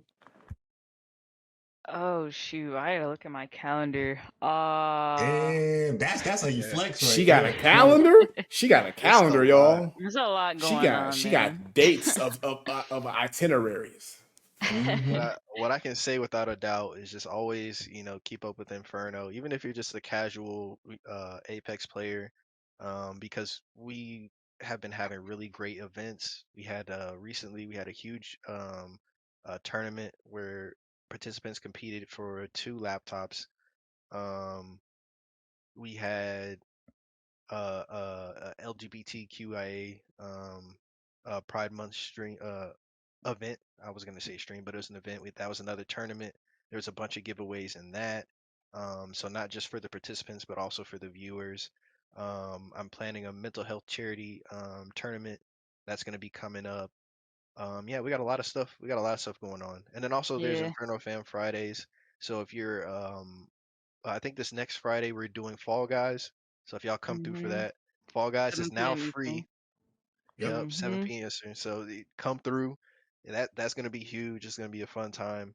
And then hopefully, I actually didn't get to put it together, but after we had our tournament for Knockout City, I was gonna try to do a multi-org tournament. So like us, All Out of Birds, Dead End Gaming, and try to get a bunch of different orgs and diverse communities to come together for a Knockout City tournament. So I want to plan that as well. That'd be That's gonna crazy. come in the So future. what you're Oh, saying yeah, is get you niggas back in the gym. you trying to embarrass us twice. Is what you're trying to say? I gotta I'm get just these trying. niggas in I the want to gym. run it back. I just want to run it back. That's Run all. what It was a back? You good won. time. What you mean run it back? You won. What you mean? Here's the thing. I'll play y'all again. I have no problem playing with y'all again. I just gotta get them back better than they was before. And then, cause Willie, that was the best Willie I've ever seen. I'll be honest with you. Bro, I tried. I Willie tried was my doing best. good. I tried my best. It was The actually rest of kind you of know, competitive. It was, yeah. you lying. It's No, okay. it definitely was. No, it was. It was super fun. I'm really glad we did that. We got super into our other tournaments, so we didn't run it back. But I definitely want to. It was a good time. I appreciate y'all for coming through and doing that with us. It was a good time. As far as myself, like I stream every Tuesday, Wednesday, Friday, and Saturday. Tuesday, Wednesday, Friday, I start at 5 p.m. Eastern, and then on Saturdays I start at 11 a.m. Eastern. I actually this happened a couple weeks ago, but I got to speak on the main stage on a panel at a convention in New Orleans. They invited me as a guest speaker, and that was really awesome. I actually put all the clips of me talking on the stage on my YouTube. You can find me on YouTube at just Jazzrez. Um, what else? Oh my god, I do have a bonus stream to do. Yeah, thank you for reminding me about that. And yeah, like you said, Inferno Fam Fridays, we usually do Apex customs because we got access to like private lobby codes. But we're trying to bring back like some more variety, like we said, Fall Guys, but maybe like Among Us or Halo, Rocket League, whatever we decide to do. So yeah, that's every Friday at 7 p.m. Eastern. And yeah, we always try to like plan events for the community. Like you said, the mental health charity, we just did a Pride Month, and then before that it was like a duos kill race. So yeah, we definitely have some things going on. Hey, Bloodbath, what you got going on with Hold It Down podcast? Hold down. Upcoming recordings. I apologize. I didn't put out last week's episode. I don't know how I forgot to do that shit, but I'm gonna put it out tomorrow, and then I'm gonna put out another episode on Friday because we got 2. So be on the lookout for episode tomorrow and then Friday. Watch. Me and Quan, we actually did a 1-round battle. Round 1. There was a series of battles because Quan think he got bars, but he don't. It's up on the TikTok and it's up on YouTube. I saw that. I saw that. Yeah. And then as far as reviews we got coming, we're gonna review Calico's album because he's a battle rapper. We got to review it. Give us some time. The nigga decided to make a 28-song album. I don't know why he decided to do that. So I'm not gonna rush. We're gonna battles. I think we got recommended to do forget off the top of my head, but we got like 3 battles we were recommended to watch. We're gonna review those soon. So yeah, be on the lookout this week. 2 new episodes and another round of me versus Quan. That's what we got going on with Hold Down. What about you, Granddad? Any streams? Anything you doing on your Twitch? No, not nothing planned right now because I'm focused on getting this album finished and done. We got a few more joints to do. Some things I'm adding here and there, making sure things are nice and tight and right. And then it's the other fun part of getting all the other back end things together because I want to get this album out ASAP, but do it right. So I don't know. Maybe I'll sneak a stream in here and there, but right now it's we in album mode, so that's the move. Okay. All right. Well, yeah. For me, is the mic still on? Be on the lookout for that. Dead End Sports is recording right now as we speak on their YouTube channel, Dead End Sports Dead End Sports, youtube.com/Dead End Sports. Be on the lookout for, of course, Dead End Hip Hop content as always dropping throughout the week. We have our Sunday. We actually did the Hot Ones challenge. Yeah, on Is the Mic Still On? So you can go check that out on Is the Mic Still On YouTube, youtube.com/Is the Mic Still On. I survived the Hot One challenge. I didn't sip. You survived all 10. I didn't sip not one milk, nothing. Yeah, you thugged it out. Y'all all thugged it out. I thought. Not you all. People tapped out. No. People tapped out, but everybody else held on. That number 7 and 8. Woo! That had me going. But I didn't sip not one sip of milk, so I'm proud of myself. But so be sure to look out for that stuff. Of course, this Sunday we're doing our Dead End Hip Hop Live at 2 p.m. Don't know what the topic is yet, but we're figuring that out right now. And if y'all see me streaming, just come through and holler. I don't have like a stream schedule, so yeah, if y'all see me up in here streaming, come through and holler at your boy, kick it with me, whatever, and that's about it. So, all right, that'll wrap up for this week. As always, Team Inferno, Jazz and Super, appreciate y'all coming through this week, man. This was great. It's always dope. Appreciate you, really do. Always dope to have y'all coming through. Oh, snap! I forgot one more thing. I think Stover. I just saw Stover name and it made me think. This Friday, I am streaming my sample challenge. So all my beat makers, producers out there, I'm gonna be streaming at 7:30. So if you want to come through, listen to some dope beats, is everyone that's on my Discord. You have to be a part of my Discord to know about this whole the sample challenge. This is my first one I've done in like about 2 months, so it's been a good minute since I've done it. But so be sure to tune in for that this Friday at 7:30. I forgot. My bad. I'm so sorry. Okay, go ahead, Jazz. I'm sorry. Yeah, I just wanted to thank y'all for coming through. This was dope. This was fun. And we will see y'all next Tuesday. We're still trying to figure out if we're going to talk about the Resident Evil series on Netflix, or is it just going to be a gaming episode? We're not sure. We're still trying to hash that out right now. So once we figure that out, you guys know what's going to be going down next Tuesday. But until then, we will see y'all next week, whatever it might be. You're going to see us regardless. So peace out. Bye. Thanks for having us. Yeah, thanks for having us. It's awesome. Appreciate it. Peace, y'all. Peace. Yeah. Y'all do not understand. The group chat was so toxic today. Beezy started bright and early this morning. First thing, crack a dog. God damn it. Wait a minute. With the bullshit. I think that was me, actually. I think I started with the bullshit first today. Somebody did. Yeah, I said what time we beginning this toxic shit that's going down. 7:30 or 8. Yep, Tyler started it. Tyler definitely, she started the shit talking. Yep, I hope y'all ready to get your ass whipped. Do some stretches today. It might help. Damn, Tyler. Bright and early.